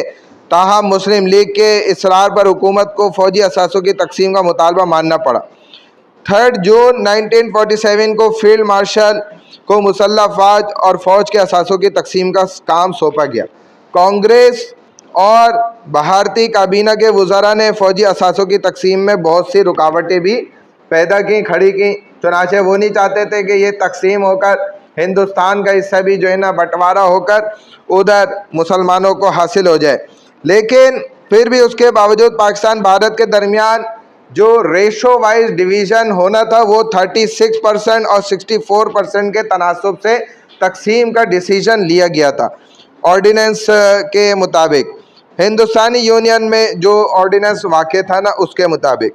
फिर इससे आगे बढ़े, जो मशीनरी के टुकड़े थे उनको भी अलग अलग करके और तैयार करके दोनों के अंदर डिवाइड होना था तकसीम के एतबार से। मुसल्लह फ़ौज के एहलकारों को किसी भी मुल्क का इंतखाब करने की मुकम्मल आज़ादी दी गई। फ़ैसला हुआ कि मुस्लिम पाकिस्तान की तरफ जाएंगे, जितने भी मुसलमान होंगे, जो हिंदू होंगे वो हिंदुस्तान की तरफ जाएंगे, यानी कि ये जगह अपनी जायदाद हर चीज़ छोड़ देंगे और यहाँ से खाली करके निकलेंगे। इसमें भी मुसलमानों की तरफ से हिंदुओं को बहुत ज़्यादा रिलैक्सेशन दिया गया, हत्ता कि उनकी जानों का अमान भी दिया गया कि भाई आप निकल सकते हैं, आपके पास इतना वक्त है, आपको कोई हाथ नहीं लगाएगा, हमारी मिलिट्री आपको ये नहीं कत्ल कर देगी, मार देगी। हमारे यहाँ मुसलमानों में दहशतगर्दी या फसादात का कोई भी रवैया नहीं है, हम इन चीज़ों को इख्तियार नहीं करते, हम नापसंद करते। और उस वक्त इसका अमली मुजाहिरा मुसलमान फ़ौजियों ने, मुसलमानों ने किया। लेकिन दूसरी जानिब से इसके बिल्कुल उलट और बरखिलाफ़ हुआ, जबकि वो खुद देख रहे थे कि सारे सिख और हिंदू जो हैं वो बिल्कुल आज़ादाना तरीके से ज़िंदा पहुँच रहे हैं, हिंदुस्तान की सरहदों के अंदर दाखिल हो रहे हैं और बता रहे हैं कि हमारे साथ कोई बदअखलाक़ी नहीं हुई है, हम जिंदा आ गए अपने बच्चों, बीवी बच्चों, घर बार सब के समेत। हाँ, जायदादें उठाने से मना किया गया था, जो कीमती सामान होता था जितना ले जा सके ले गए। लेकिन उस जानिब से तो भरी हुई ट्रेनें भी, बहुत पूरी ट्रेन भरी हुई होती थी, सारे मुसलमान मरे हुए। ऐसे भी वाक़यात पेश आए। आगे आ जाएं, the massacre of refugees in India. क्यों हंसी आ रही है भाई, क्या हो गया, कोई जोक सुना है? हाँ चलें, कौन है?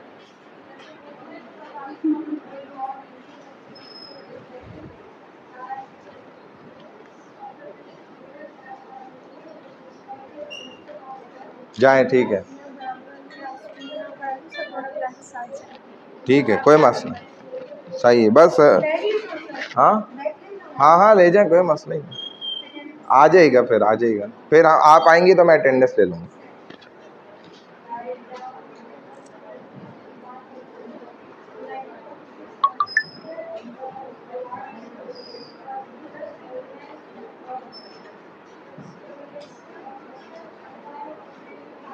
दी मास्कर और रेफ्यूजीज इन इंडिया वही है जो भी मैंने आपको ज्वाइन करके बता दिया कि हिंदुस्तान में 15 गुज़ीनों का कत्लेआम हुआ जब पाकिस्तान की तहरीक चल रही थी। हिंदुओं और सिखों ने अंग्रेज़ हुक्मरानों को आशीर्वाद दी। मिली भगत से कई मौक़े पर हिंदुस्तान में मुसलमानों को ज़िबा किया गया। तकसीम हिंद से पहले ये फ़िरका वाराना फसादात मुकामी मामलात थे जो चंद दिनों तक फूटते रहे और फिर मर गए, लोगों पर कोई ख़ास असर न छोड़ा। 1946 में बिहार के मुसलमानों का कत्लेआम मुसलमानों के ख़ात्मे की पहली मुनज़्ज़म कोशिश थी, जो कि गलत हुआ। हिजरत के वक्त ये काम करना वैसी गलत है। हाँ आ जाओ बात करो, चलें आगे भाई। नेक्स्ट कौन है? Division of financial assets. ये मैं जो खुलासा होता है ना इस पूरे पैराग्राफ का, वो आपको चंद लफ्ज़ों में समझा देता हूँ। अगर कोई सवाल होता है आप मुझसे पूछ सकते हैं, और ये आसान है, वरना मैं एक लफ्ज़ व लफ्ज़ समझाऊंगा ना आप लोग परेशान हो जाए। ठीक है, चलें, पेपर में बनाऊंगा ना तो फिर हम डिस्कस कर लेंगे इंशाल्लाह। टू द पॉइंट हाँ लिखना होगा बिल्कुल। हाँ जितने पॉइंट मैं बता रहा हूँ अगर उस तरह भी लिखेंगे तो आपको अच्छे नंबर।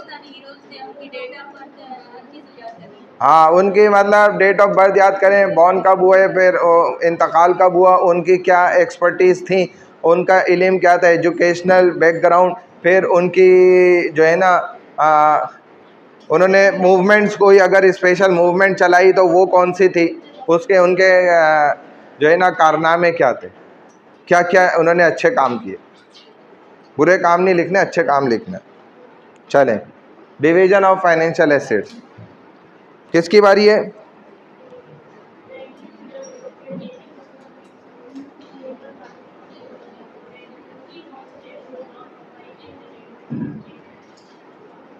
पाकिस्तान जब वजूद में आया उस वक्त हमारा बैलेंस क्या था? 1000 रुपये।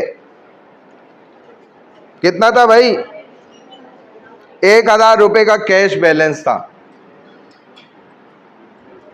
और 4 अरब रुपए जो रिजर्व बैंक में पड़े थे, तकसीम का फैसला ये हुआ था कि पाकिस्तान को 750 मिलियन मिलने, और भारतीय हुकाम ने किसी न किसी बहाने रकम मुंतकिल करने से इनकार किया कि हम तो नहीं करते। फिर 200 मिलियन अदा किए गए थे, बाकी रकम सरदार पटेल के मशवरे पर रोक दी गई थी और धमकी भी दी गई उनकी तरफ से। तो पाकिस्तान कश्मीर पर हिंदुस्तान के हक़ को तस्लीम नहीं करता था और ये रकम अदा नहीं की जाएगी। फरमाए मिस्टर गांधी ने मुदाखलत करते हुए धमकी दी, अगर ये पाकिस्तान की बकिया जो रकम है 500 मिलियन, ये उनको अदा नहीं की जाएगी तो हम भूख हड़ताल पे जाएंगे। और उन्होंने भूख हड़ताल की भी। अमली तौर पे देखें, हिंदू भी मुसलमान का, चूँकि ये जुल्म कर रहे थे, उस बुनियाद पे साथ दिया गांधी ने, और उन्होंने भूख हड़ताल की भी थी। तब भी कुछ हिस्सा पाकिस्तान को और मज़ीद मिला, लेकिन अब तक भी पेंडिंग पर रकम बाकी है जो कि पाकिस्तान को हिंदुस्तान ने अदा करनी है, यानी कि वो पाकिस्तान का डिफ़ॉल्टर है इंडिया अभी तक। कैनाल वाटर डिस्प्यूट, नेक्स्ट लड़की पढ़े।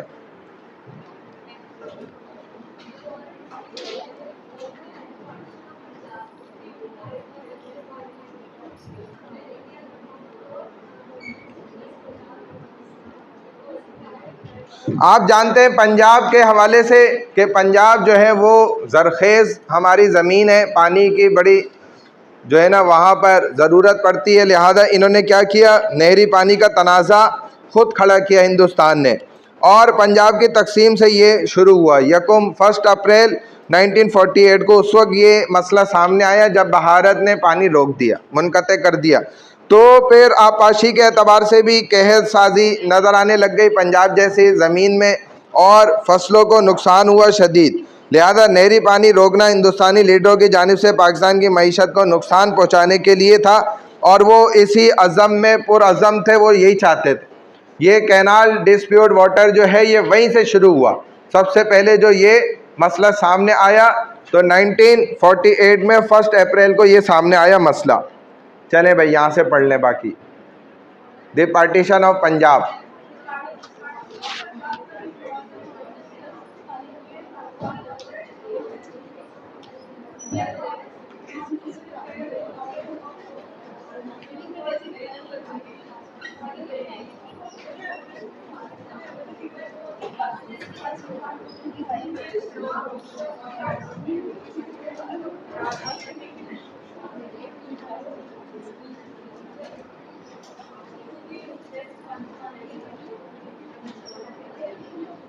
पढ़ लिया पूरा? चलें इससे आगे पढ़ें। ऑन सितंबर, नेक्स्ट लड़की कौन है?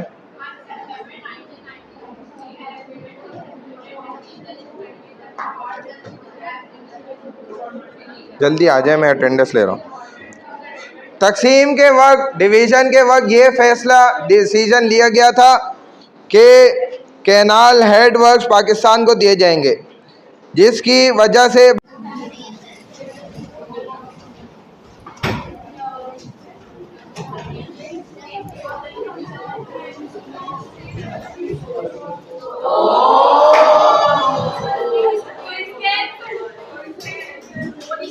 खामोश हो जाए, खामोश, शोर करने की ज़रूरत नहीं है, अभी चल जाएगा वो जनरेटर।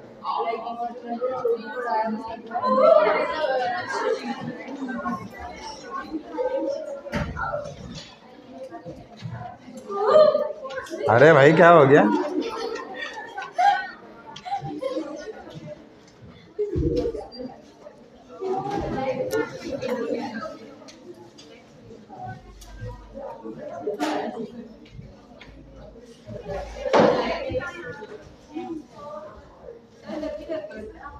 कोई बात नहीं, अभी वो ऑन हो रहा है, बस 1 मिनट रुक जाए, हो जाएगा, हो जाएगा।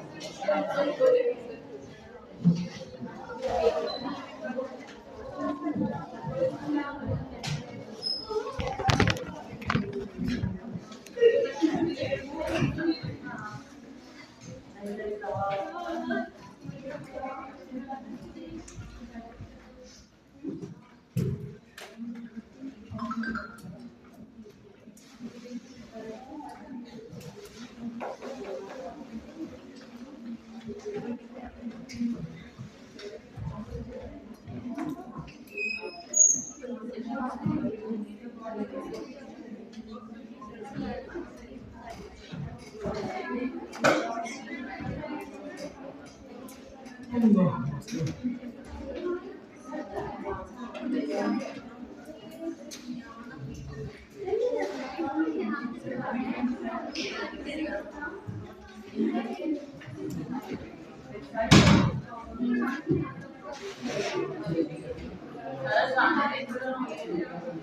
2 मिनट रुक जाओ, अभी ऑन हो रहा है।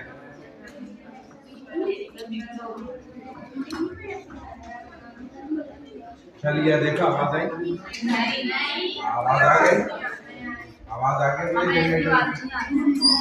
अभी आपको रोशनी भी आ जाएगी। देखो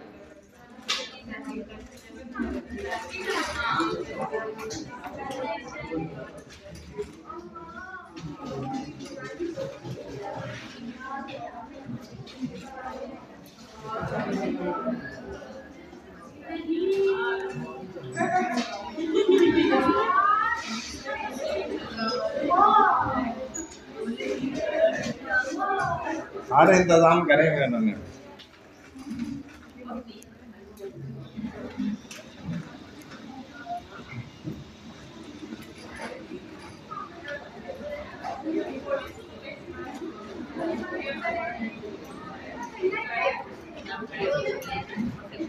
कोई स्टूडेंट आए तो नहीं, बाद में तो नहीं आया कोई?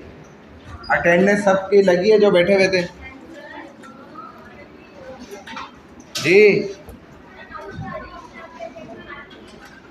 क्या आप रीचेक नहीं कर पाओ, बस यहीं बैठेंगे, बोला है तो लग गई होगी।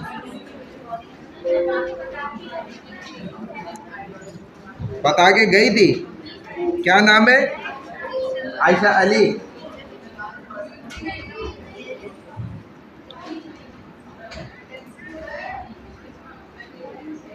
हाँ जी, आप बैठी हुई थी? हाँ अभी आई हो मरियम? अभी देखो मैं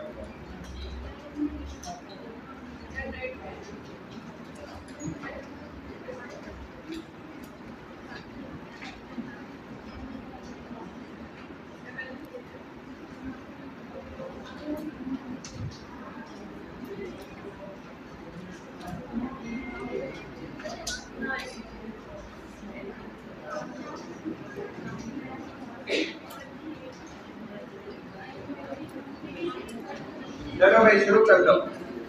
यही है बात, 2 से 3 लाइनों में आंसर लिखना है बस, 2 से 3 लाइनों में, ज्यादा लंबे आंसर नहीं चाहिए हमें। 2 to 3 सेंटेंसेस बस। चले भाई स्टार्ट कर लें, और मोबाइल यूज ना करें, एक दूसरे से बात भी ना करें, ठीक है? मोबाइल सब बंद कर दें अपने, जिसको नज़र नहीं आ रहा आगे आके बैठे, जिसको नज़र नहीं आ रहा आगे आ जाए। मोबाइल यूज़ नहीं करना किसी ने, ऐसे ही ज़ाय हो जाएंगे। क्या नाम था? मरियम? मरियम 889 बस।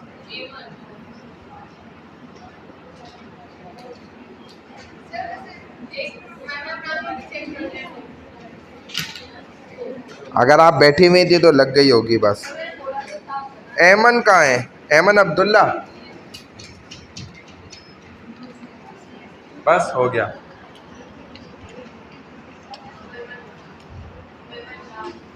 उमैमा?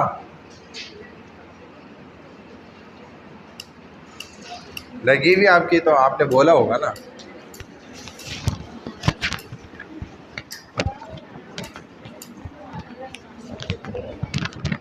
नहीं करो, कौन कर रहा है टक टक?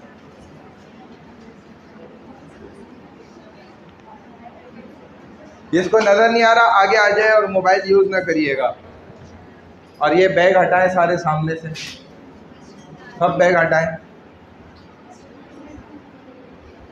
ये बैग भी हटाओ।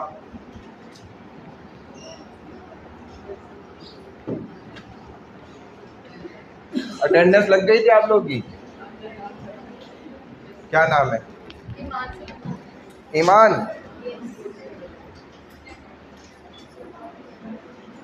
ईमान सिकंदर और हुरैबा फैजान और अलिस्बा जावेद।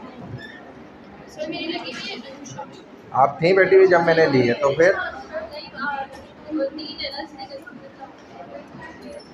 अरे भाई लग गई होगी, तुमने अपने नाम पे ही बोली होगी। तो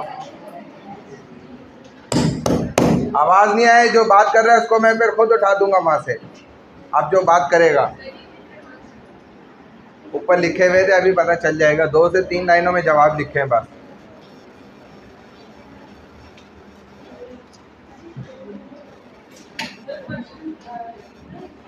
मर्जी है, नंबर डाल के आंसर लिखें।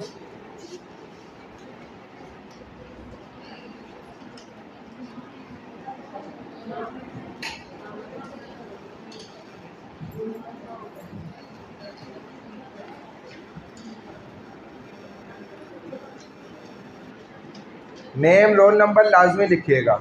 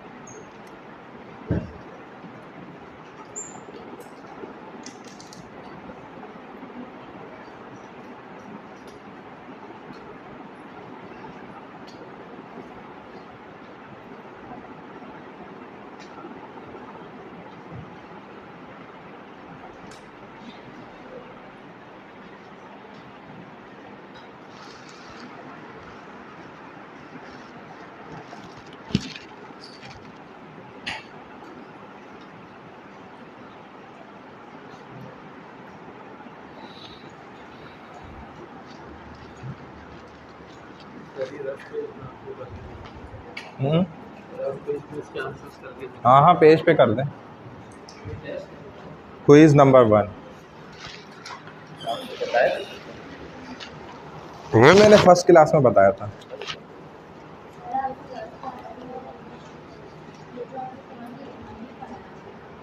क्या करना है?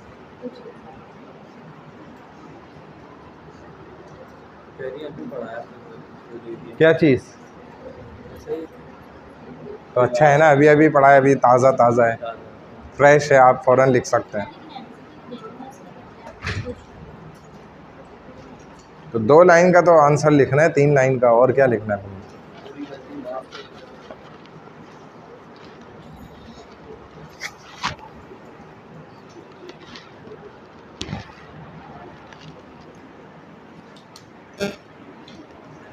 बातें नहीं करें, खुद करें अपने दिमाग से बस। मैं इमरान अशरफ, मेरा नाम डालो।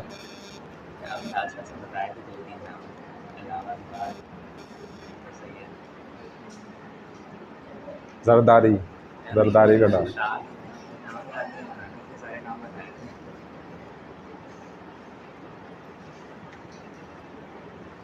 ये बैग इसको साइड पे करो, बैग को।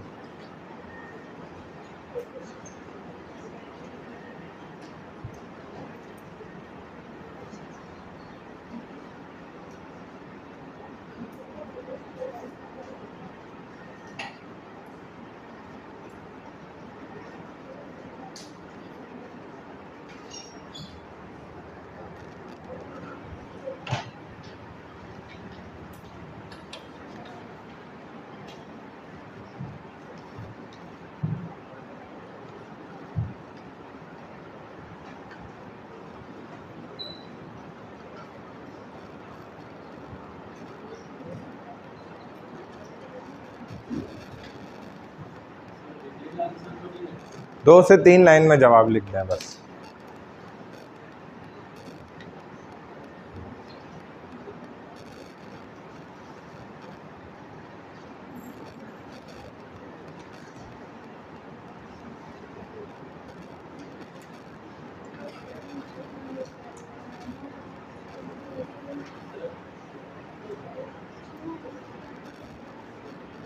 आगे देख लो क्या हो गया। रेफ्यूजी से मुराद यूं जो वहाँ से आ रहे थे हिजरत करने वाला है। क्या नीचे तुमने रखा हुआ है? गिरा दिया? क्या गिरा है? और ऐसा उसमें नहीं, मिड में नहीं करना, ये नहीं हो तुम उल्टा फंस जाओ। देखो, उठाओ मोबाइल, उठाओ। अब ये हरकत मिड में नहीं करना, वरना वो पेपर छीन लेंगे। तुम्हें इधर पकड़ी गई हो और तुम्हें आता भी नहीं है, पहले सीखो ना। इतना घबरा गई, मैंने ज़रा सा बोला नीचे ही गिरा दिया इसने मोबाइल। वहाँ तो वो इतना सख्ती से मिड में देखेंगे, फाइनल में भी छोड़ेंगे थोड़ी, फ़ौरन पेपर छीन लेंगे। तो ये एक टेस्ट होता है, ताकि टीचर पहले सिखा देता है देखो ये नहीं करना, इसीलिए हर दफ़ा तैयारी करनी है। कोई बात नहीं है, क्योंकि 1:30 बजे सबमिशन है, 1:30 बज गया है। हाँ सही है।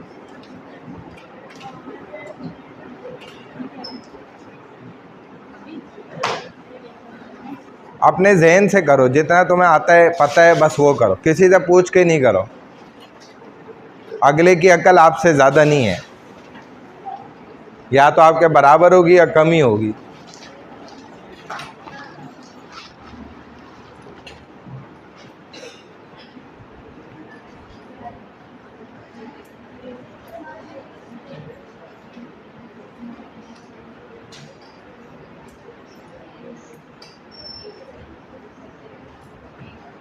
नहीं, डिस्कशन नहीं करना, बातें नहीं करनी।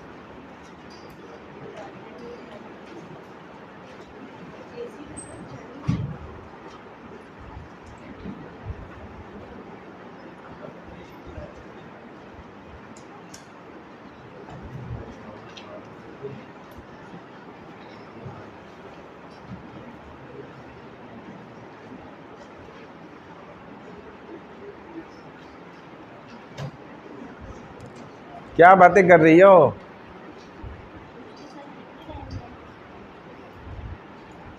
इधर तो मुझे तो इतने उससे बोलिए ना, उधर -5 लिखेंगे तुम्हारा। रेड पेन होगा हाथ में और -5 इतनी देर में डल चुका होता है। फिर आप भले बोलती रहना कुछ भी, और वो लिखेंगे और हम -5 कर देंगे, सीधा सीधा। बातें नहीं।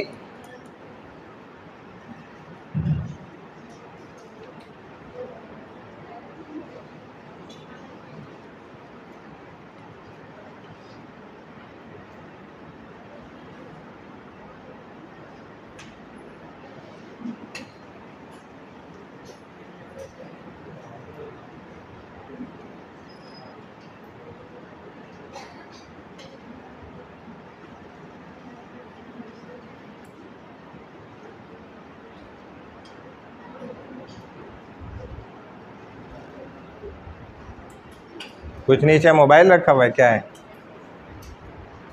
तुम्हारा नहीं, इसको बोल रही हूँ, बोल रहा हूँ मैं, बोल रही हूँ, बोल दिया। हाँ जी।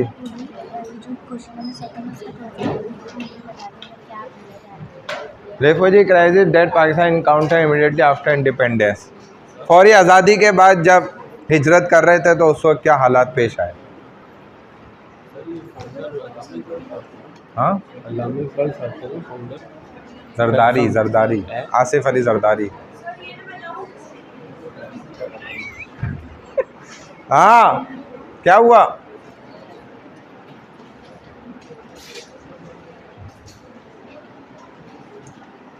बातें नहीं करनी है, नाम, रोल नंबर, क्लास सब डाल दिया। तो क्लास से कैसे भी वो पे मैं आइडियोलॉजी में कर दूंगा इसको।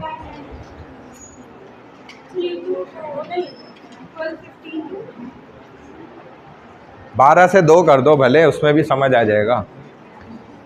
12 to 2। बातें नहीं करो।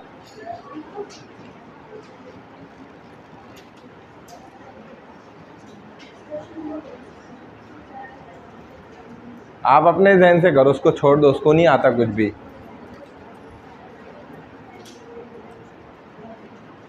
उधर चली जाओ, उस सीट पे चली जाओ पीछे। हाँ, नहीं उस सीट पे बैठ जाओ, ये सीट खाली छोड़ो, बिल्कुल वो वाली पे जाओ।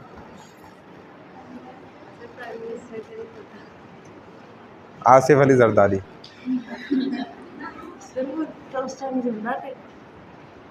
ओ बहुत बड़ी चीज़ है वो। झूठ नहीं कह रहा, सच कह रहा हूँ भाई।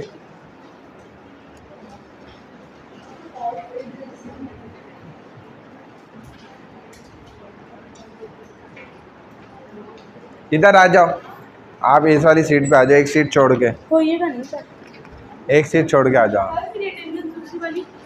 लगा दी मैंने, आप थी ना जब मैंने अटेंडेंस अभी ली थी ना।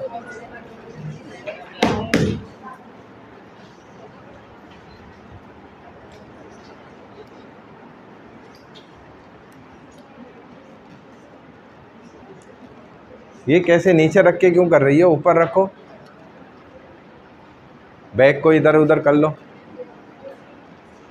ले लो उससे पर्चा, लेके देख के कर ले, फिर दे देना वापस। ले लो कॉपी करके, उसको दे देना फिर।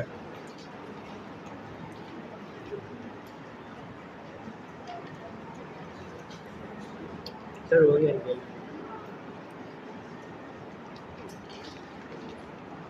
Name, roll number, class time सब लिख दिया।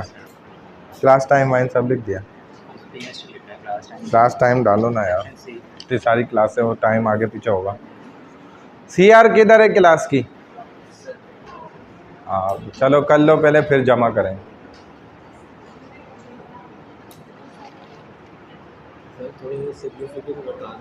किसके? बहुत आसान है ये तो, अल्लामा इकबाल ने जो किए थे। घर पे करके पूछिए आंसर, अम्मी आंसर बता दिए। अच्छा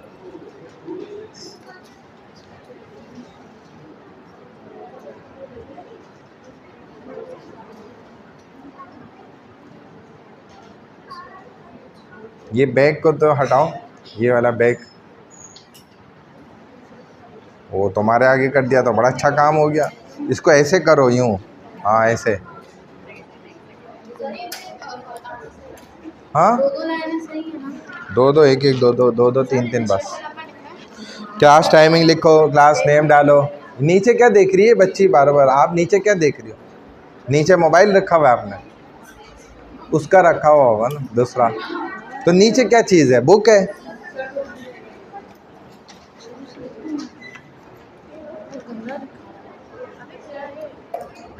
हो गया, चलो सही। बस जिन जिन का हो जाए, क्लास डिटेल वगैरह सब डाल के देते जाओ। हाँ ये लेना है अब ना, जिसका होता जाए इनको CR को देती जाए। हाँ बैठ जाओ, दे दो। अटेंडेंस के वक्त थी आप? अभी जब मैंने अटेंडेंस ली थी, मैंने सेव कर दी, अब मैं उसमें लिख देता हूँ। क्या नाम है? उर्वतु ज़हरा। उर्वतु ज़हरा और सैयदा? सैयदा वानिया, हानिया। सैयदा कहाँ पर है?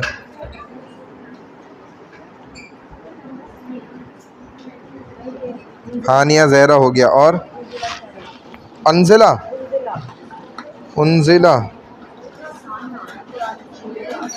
उन्जिला शाहिद। बस और तो नहीं कोई आया था बाद में? खामोश हो जाओ। हाँ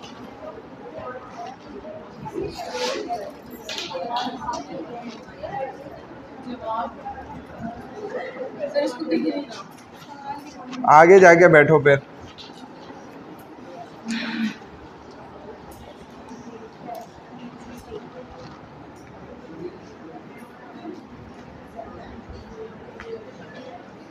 हो गया कामयाब तजुर्बा।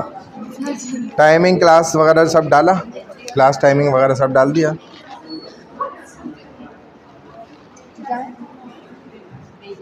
अभी बैठे हैं, अभी तो पौन घंटा है क्लास में, 35 मिनट्स हैं अभी। 2:15 तक क्लास टाइम है। वो गलत टाइमिंग लिखे मुझे। सीआर को देते जाएं, पीएसटी क्विज 1 जिसका हो गया सीआर को देते जाएं।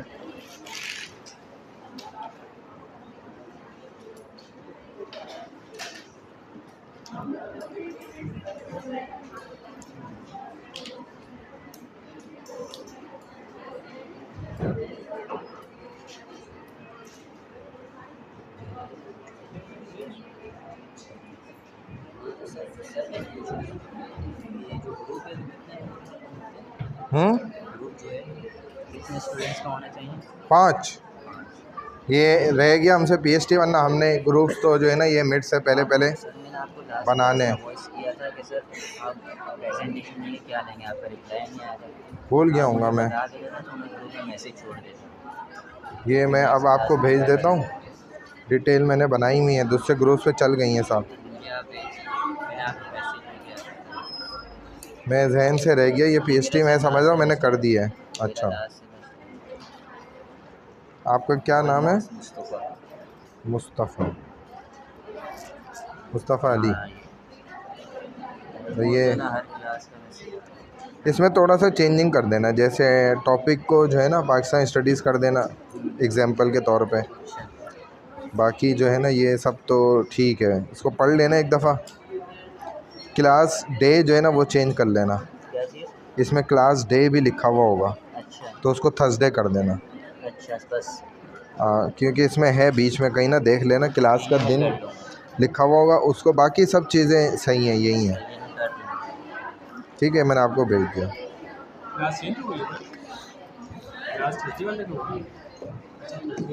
थर्सडे की तो है आज। हाँ जी, जिसका क्विज हो गया है सीआर को देते जाएं।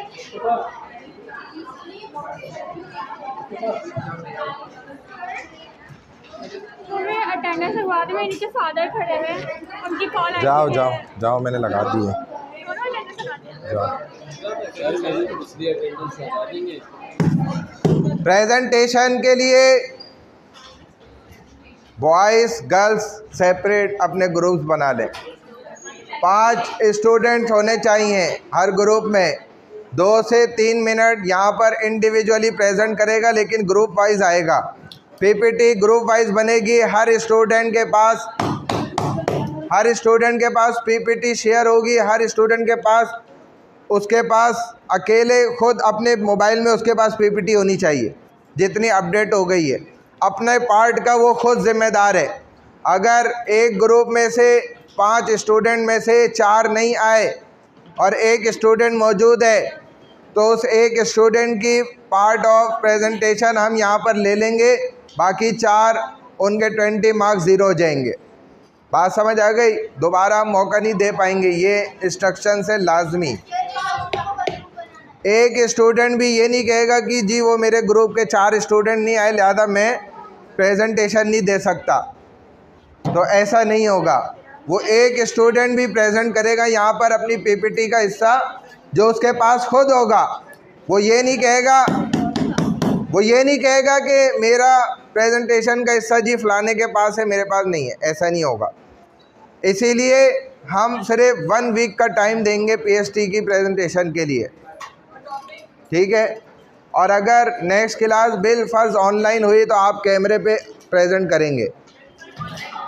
अगर बिल फर्ज हो गई, क्योंकि इकरा की हमारी कुछ क्लासें ऑनलाइन हो रही हैं अगले हफ्ते से, 1 हफ्ते के लिए सिर्फ हो रही हैं, लेकिन आपका मिड टर्म फिज़िकली होगा।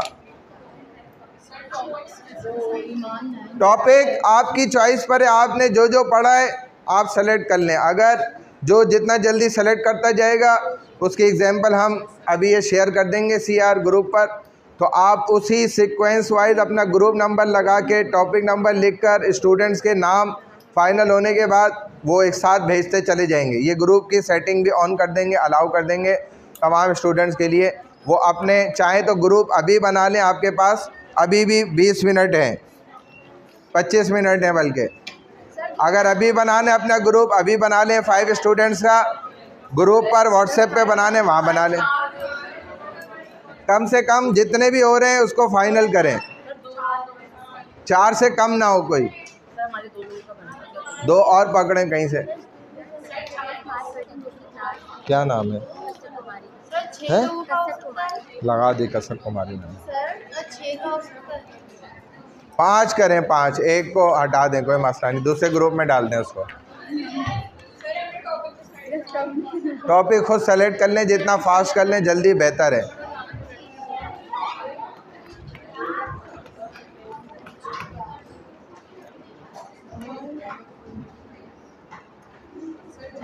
समझ गए स्टूडेंट बात? बस ये आज आप अपने ग्रुप्स बना लें, टॉपिक फाइनल खुद ही कर लें बस।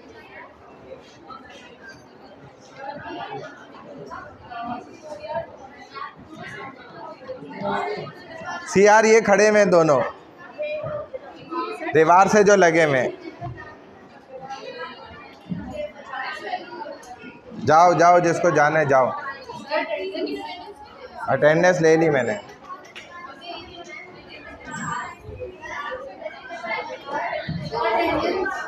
ले ली मैंने अटेंडेंस।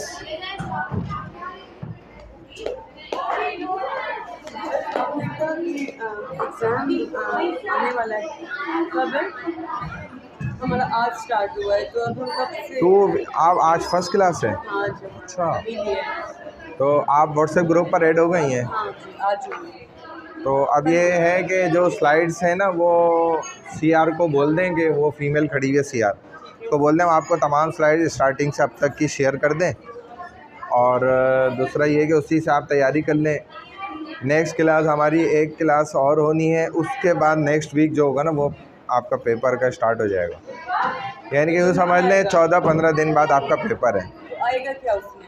पेपर में यही आएगा जो हमने अभी फर्स्ट क्लास से पढ़ा है सारा। हम पेपर नहीं, जो हमारे 3 वीक्स गुजर चुके हैं उसमें भी जो हमने पढ़ा, आज हमारी 4th क्लास थी या 5th थी, बल्कि ऑनलाइन भी हुई है हमारी क्लास। तो उसकी प्रिपरेशन के लिए ना आप इनको बोलें कि वो यूट्यूब का लिंक भी आपको दे दें, तो वहाँ पर आप देखें पाकिस्तान स्टडीज़ के जितनी हमारी क्लासें हुई हैं वो सब ऑनलाइन मैंने वहाँ रखी हुई, अपलोड की हुई। हाँ, वहाँ से आप सुन लें, लेक्चर आपको वो मिल जाएंगे, ये आपको शेयर कर देंगे तो उनको। और मैंने उसमें यूट्यूब पे वीडियो में भी मैंने लेक्चर रखे हुए, जैसे जैसे पढ़ाता जा रहा हूँ ना, तो वहाँ से भी आप सुन लेंगे तो इंशाल्लाह आपको फ़ायदा हो जाएगा, पता चल जाएगा कि किस तरह तैयारी करनी है।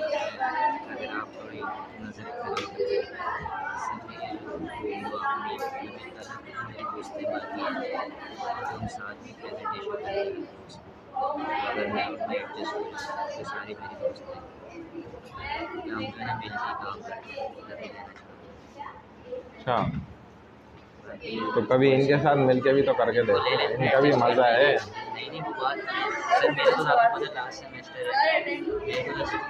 हो गए अटेंडेंस, जाओ।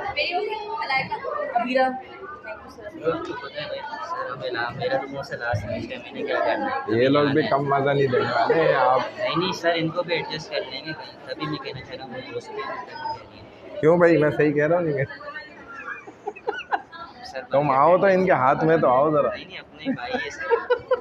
अभी तुम लग नहीं रहे ना, वो कुछ समझ रहे कट रहे। नहीं मैंने इनको बोला है। हाँ, मैंने इनको बोला कि मैं इनको ग्रुप में कर दूँगा, इनको ले लूँगा, बाकी 3 होंगे। छोड़ो उनको, कम अक्ल होती है वैसे, तुम्हें गड़वा नहीं दें। कैसी बात है, ये नहीं प्रेजेंटेशन 20 नंबर उसने उनके। की बात ये है कि सर सबने अपना अपना इंडिविजुअली प्रेजेंट करना है, ग्रुप में तो आना है। आप तो सर बंदे के हिसाब से कर मार्किंग करेंगे। अब क्या ज़रूरी थोड़ी ना कि 5 स्टूडेंट्स का ग्रुप है, एक चुप करके खड़ी होगी तो उसकी वजह से हमारे पे थोड़ी ना इशू आएंगे। आप तो सबको इंडिविजुअली मार्क्स देंगे। लेकिन असल में पता है मसला क्या है, जरासीम जो होते हैं ना ये आज सर अल्लाह का करम, अल्लाह का बड़ा फजल है। तो अल्लाह का फजल वहाँ भी होता ही है। बस 2 घंटे तक जो है ना, बस आपके पास तो क्लास में एग्जाम्पल है 20 की बहुत ज़्यादा।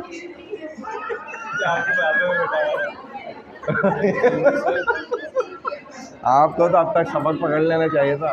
कहीं नहीं, आपकी अब अगली मिसाल हम आपकी लोगों को देने लगे। हाँ जी, क्या कह रही है? हो गया, दे दिया कोई? बस अटेंडेंस में आप थी ना जब मैंने अभी लगा दी थी ना, आप जब आएंगे बस ठीक हो गया। बात तो सुना, मुझे भी बोला था उसके बाद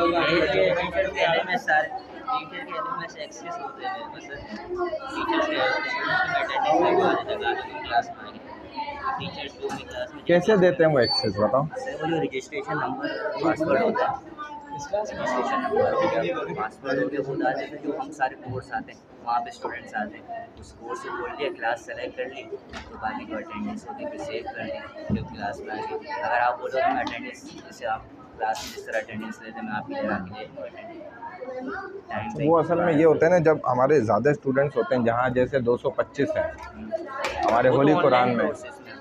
नहीं, इधर होती है फिजिकल क्लास होती है, 225 है। नहीं, वो तो एक कोर्स में तो कम होंगे ना, 225 तो आप टोटल बता रहे हैं ना। 225 एक साथ बैठे हुए हैं वो मेन ऑडिटोरियम में। कल होगी क्लास? हाँ, नहीं, कल हमारी क्लास होगी, इकरा की है। इकरा की? ये तो AFD है ना। तो सुने तो, वो जब ज़्यादा स्ट्रेंथ होती है ना, तो हमने वहाँ CR के जिम्मे ही लगाया हुआ है। वो आके 15 मिनट पहले अटेंडेंस शुरू करता है, 25 मिनट में तो अटेंडेंस होती है उसकी, आधा घंटा अटेंडेंस में 225 स्टूडेंट हैं वहाँ। तो चलो समझ आता है, इधर तो कुछ भी नहीं है, 50 35 40 50 कुछ नहीं। हाँ, पिछले हफ्ते के अटेंडेंस लगा दी तो लगा दी होगी हमने, वो आई नहीं थे।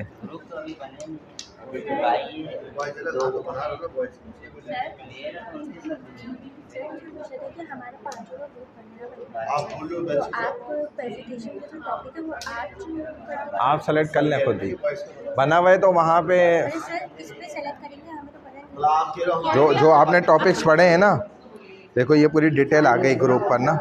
अब इसी को कॉपी करके ना आप ग्रुप नंबर 1 डालो, अपना टॉपिक नेम सेलेक्ट करो, यहाँ स्टूडेंट के सबके पांचों के नाम लिख के यहीं पे भेज दो। हमारी स्लाइड से कोई टॉपिक ले लो, अपनी मर्जी से बना लो, उससे रिलेटेड, वो भी ठीक है। पढ़ने वढ़ने में तेज कहाँ होते हैं सर, थोड़ा सा लड़के टाइम वैसे आपको पता है इतना होता है सर। जैसे ये हर चीज़ में तेज़ हैं भाई। कौन तेज है? ये हमारे पास आउटपुट सर वो तेज है, हम तेज थोड़ी है। नहीं, जो आपने टॉपिक्स अब तक पढ़ लिए हैं उनमें से लेक्चर 1 2 3 4 इस तरह। सर उसमें कोई उदाहरण है, वो बस है कि ऐसे कैसे लड़के तो आपको पता है नहीं कर पाएंगे, मसला और अकेले नहीं दे सकते सर। पढ़ाई से ज़्यादा तरबियत की ज़रूरत है ना। नहीं वो आपके पास ठीक है, पर वैसे तो वैसे तरबियत में तो ये कि ये होनी नहीं चाहिए वो। नहीं, क्यों नहीं होनी चाहिए? फिर तरबियत कैसे होगी? कहना चाह रहे हैं अगर होना चाहिए सब एक साथ, लड़कियां फिर या तो होनी अलग चाहिए, अगर क्लास में अगर तरबियत की बात है तो हो ही नहीं फिर।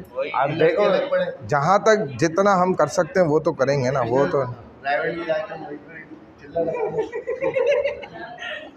जितना हम कर सकते हैं वो तो हम सर नहीं छोड़ेंगे ना। मिसाल के तौर पे मैं बताऊं, ये अपने ऊपर होता है, ये अपने ऊपर होता है कि मतलब ऐसा नहीं है कि यूनिवर्सिटी, मैंने CBM में पढ़ा था 4 साल। बात ये कि वो उसमें कोई वो थोड़ी होती है, तो आपके अपने ऊपर है कि आप किस तरीके से वो करें। मैं तो इसलिए कह रहा हूँ कि लड़के, आपको पता है कहीं ऑफिस है, कोई जॉब कर रहा होता है, तो काम वगैरह के लिए अगर सिलसिला नहीं बना तो फिर उसमें फंस जाए। मुझे कोई मसला नहीं, अगर आप बोलेंगे तो। असल में हम देते हैं इंडिविजुअली मार्क्स देते हैं, ग्रुप वाइज आप देंगे लेकिन मार्क्स आपके इंडिविजुअली हैं, तो वो परफॉर्मेंस। क्लास में कितने लड़के हैं? ज़्यादा तो है भी नहीं, 4-5 ही हैं, तो भले 2-2 लड़कियों के साथ अगर ग्रुप हो जाए, बाकी लड़कियाँ अपना कर लें जो आपको बाकी ईजी है, जो कोई मसला नहीं है। असल में हम इंस्ट्रक्शन चला चुके हैं, वो आप पढ़िएगा ग्रुप पर ना, उसी के मुताबिक इंशाल्लाह करेंगे। लड़कों के साथ ही? हाँ, लड़के अलग लड़के उन अलग। लोग भी अलग होते तो सर उनको भी एक जगह डालेगा। किन को? ये भी नहीं है लड़कियों के साथ, मैंने मना कर दिया उसको। नहीं, मैंने साफ बोल दिया। एक जगह होना चाहिए, इंसाफ पे एक जगह होना चाहिए। मतलब एक जगह का मतलब ये है कि अगर 6 स्टूडेंट्स हैं, आप 6 लड़के 3-3 का बना लें, सही है? बस ठीक है, हम 3 हो हाँ। जाए, बस हम 3 हो जाए। सही है, तीनों का हम 3 हो जाए। वो 3 अलग हो जाएंगे बिल्कुल। हाँ,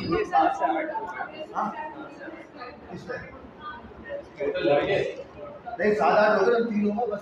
अगर 7-8 भी हैं तो बिल्कुल बैलेंस डिवाइड कर लें आपस में। सर मेरी अटेंडेंस तो लगा दें। अटेंडेंस तो सेव कर दिया हमने। मैं आपको बोले बात सुने मेरी, ये असल में ना हमारे पास होता नहीं है, मैं आपको दिखा देता हूँ, ये खुल नहीं रहा काफ़ी देर से। चले मैं वहाँ से करवा दूँगा। हाँ वो करा ले, मैं उधर वो कर दूंगा। थे ना आप बैठे हुए जब मैंने अटेंडेंस ली, अटेंडेंस जब ले रहा था मैं। सर मेरी सारी प्रेजेंट लगा दी। क्या है सर, कम से कम 1 बजे तक 12:30 टाइम लग सकते हैं हम लोग क्लास में। तो 12 तो आप कितने बजे आ रहे हैं? वैसे मैं ये चाह रहा हूँ अगली बार आपको यहाँ खड़ा करूँ और मैं वहाँ बैठूँगा आपकी जगह पे ना, नेक्स्ट टाइम यही कर लेता है। अभी जो है ना ऐसे, अब मैं, आप थे बैठे हुए जब मैं अटेंडेंस ली है? आज की तो हुई है सर, पिछली वाली कोई मसला है, मैं आपको उसका तरीका ये है कि वो आप मुझे बना के लिख कर दो, मैं साइन कर देता हूँ, फिर उसकी तस्वीर लेके मुझे भेजो, मैं सर आमिर को भेजूँगा, वो ठीक करेंगे। एप्लीकेशन लिख दूँ सर आपको? मतलब एप्लीकेशन कोई लंबी चौड़ी नहीं, बस आपने ये नाम रोल नंबर इस दिन, नहीं कुछ भी नहीं, अभी लिख दो नाम रोल नंबर, इस दिन की मेरी एब्सेंट है, ये बस प्रेजेंट करते हैं, मैं साइन कर देता हूँ, उसकी तस्वीर आमिर को, हाँ वो मैं उन आमिर को, सर आमिर को भेज दूँगा। अभी लिख दो, मैं कर देता हूँ। कहाँ है पेन दो, कितने दिनों की पेन दो। कल मैं उनसे भी जाके फिर बात कर लूँ, आप उनको बोल देंगे। कल मैं कह दूँगा